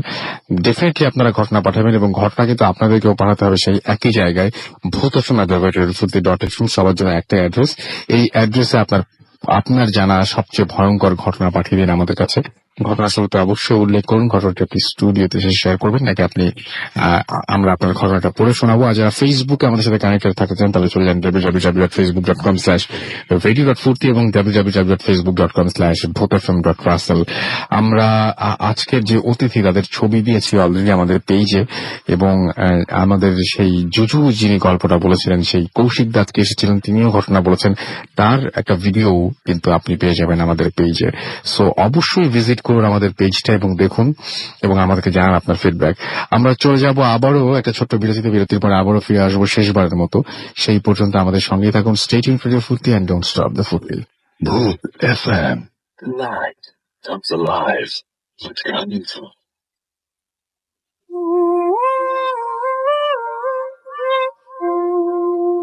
Yes, the night comes alive with the গ্রামীণ ফোন। শুনছেন সবসময় রেডিও ফুর্তি 8.0 FM। আমি রাস্তাল আছি সাথে এবং চলছে ভূত এফএম। আমার সাথে রয়েছে মাসুম এবং আজকের অতিথিরা। আমরা মোটামুটি শেষ পর্যায়ে চলে এসেছি। আমরা একটা ছোট্ট ঘটনা শুনবো আবারও দিনের কাছে। দিনের শ্মশান ঘাট নিয়ে একটা ঘটনা ছিল আপনাদের এলাকার। জি রাসেল ভাই, ছোট্ট সেই ঘটনাটা আমরা একটু শুনে আসি। জি রাসেল ভাই, এই ঘটনাটা আমি শুনেছি জাহিদ নামের এক ছোট ভাইয়ের এক রিলেটিভের মুখ থেকে। তার নাম হচ্ছে হীরা ভাই। তো হীরা ভাই হচ্ছে আমাদের বাসা থেকে শ্মশানঘাটের দূরত্ব হচ্ছে 5 মিনিটের, আরো কম হবে। তো উনি আমাদের বাসার ওইদিকে একটা কারখানায় কাজ করেন। তো উনি কারখানায় প্রায় কারেন্ট চলে গেলে উনি করতেন কি, আমাদের ওই শ্মশানঘাটের ওইখানটা চলে যেতেন। তো ওইখানটায় প্রচুর বাতাস টাতাস থাকতো। শ্মশানঘাটের একটু মানে বর্ণনাটা যদি আমি দেই, তো ওইখানে একটা মন্দির রয়েছে, কালী মন্দির রয়েছে, এবং পাশে হচ্ছিল শ্মশান যেখানে লাশ দাহ করা হয়, এবং তার পাশে হচ্ছে আরেকটা কবরস্থান, হিন্দুদের একটা কবরস্থান। তো উনি সেখানে প্রায় ওখানে গিয়ে বসে থাকতেন। তো উনি নিজেও খেয়াল করতেন না যে উনি কিভাবে চলে যান সেখানে, তার জানি কেমন মন টানতো সেখানটায়, তো উনি চলে যেতেন। তো সেখানটায় লাশ দাহ করার জন্য যে আপনার কাঠগুলো থাকতো সেগুলো একটা রুমের মধ্যে রাখা হতো, যে রুমটা এখন আর নেই, 7-8 বছর আগে একটি ঘটনা। তো সেই রুমটা সবসময় তালা দেওয়া থাকতো। কোনো লাশ আসলে সেই রুমটা খুলে সেখান থেকে আপনার ওই কাঠের যে লাকড়িগুলো ছিল সেগুলো বের করা হতো লাশ পুরানোর জন্য। তো উনি একদিন সেই মন্দিরের সামনে বসে আছেন ভর দুপুরবেলা। তো উনি দেখতেছেন কি যে ওই যে রুমটা, ওইখান থেকে একটা লোক তাকে ডাকতেছে, ডেকে বলতেছে যে ভাই একটু এখানে আসেন, একটা মহিলার লাশ আছে, সেটা গোসল করাতে হবে। তো উনি প্রথমে খেয়াল করেন নাই। তো উনি আবারও সেই লোক তাকে ডাকতেছে যে ভাই একটু এখানে আসেন, একটা মহিলার লাশ গোসল করাতে হবে। তখন উনি বলতেছে যে হীরা ভাই যিনি, উনি বলতেছেন যে মহিলার লাশ গোসল করাতে হবে, আপনি কেন? মহিলা লাশ তো মহিলা গোসল করাবে। তখন সে বলতেছে যে দেখেন মহিলা তো নেই, কিন্তু লাশটা এখন গোসল করাতে হবে, আপনি একটু এসে আমাকে একটু সাহায্য করেন। তো উনি না খুব কনফিউজড হয়ে যান যে উনি কখনো লাশ গোসল করাতে দেখেন নাই ওইখানটায়। আর ওই লোক তাকে যেখান থেকে ডাকতেছে ওনার তখনও খেয়াল নাই যে ওই রুমটা সবসময় বন্ধই থাকে। তো উনি যখন যাবেন, উনি একটি ইসের উপর বসেছিল, টুলের উপর বসেছিল, উনি সেই টুল থেকে নেমে যখন যাবেন তখন উনি দেখলেন যে একজন ওঝা টাইপের একটা লোক, যার চুল টুল জট, মানে মানে দেখতে অন্যরকম, কালো একটা জামা পরা, সে লোক এসে সে কালী মন্দিরের সামনে পুজো করতেছে। তো উনি দেখলেন যে ওই লোকটা পুজো করার পর তার কাছে এসে তাকে বলতেছে যে তুমি এখানে কি করো, মানে তোমার তো এখানে থাকার কথা না। হ্যাঁ, এরকম একটা কথা বলার পর উনি জাস্ট বলে যে আচ্ছা ঠিক আছে। তো এটা বলার পর রাসেল ভাই, যে লোকটা তাকে ডাক দেয়, উনি যে সেই দিকে একটা স্টেপ দেওয়ার পর উনি দেখলেন যে যেখান থেকে তাকে ডাকতেছিল সেই রুমটা তালা দেওয়া, আর সেই রুমটা সবসময় তালা দেওয়াই থাকে। তো উনি পরক্ষণে পিছনে তাকিয়ে দেখেন যে লোক এসে তাকে মেসেজ দিল একটু আগে, সেই লোকও সেখানে নেই। তো উনি মানে অনেক ভয় পেয়ে যায় সেখানে, যে উনি যে দুজন পার্সনকে দেখছেন দুজনের মধ্যে একজনও সেখানে নেই। তারপর থেকে রাসেল ভাই উনি কিন্তু সেখানে যাওয়া ছেড়ে দেন। এই Okay. ছিল রাসেল ভাই ঘটনা। অনেক ধন্যবাদ দিনার। আমরা মোটামুটি শেষ পর্যায়ে চলে এসেছি, আমাদের আজকে শেষ করতে হবে। আমি দেখতে পাচ্ছি আমাদের ফেসবুকে অনেকেই আমাদের এখানে কমেন্ট করছেন। এর মধ্যে জাকি হোসেন গাজী, আমাদের দেখতে পাচ্ছি সোহেল রানা, এছাড়াও এমসি পল্লব, সাদিয়া, এছাড়াও দেখতে পাচ্ছি ইরফান রুমান, সাথী ডিএনজে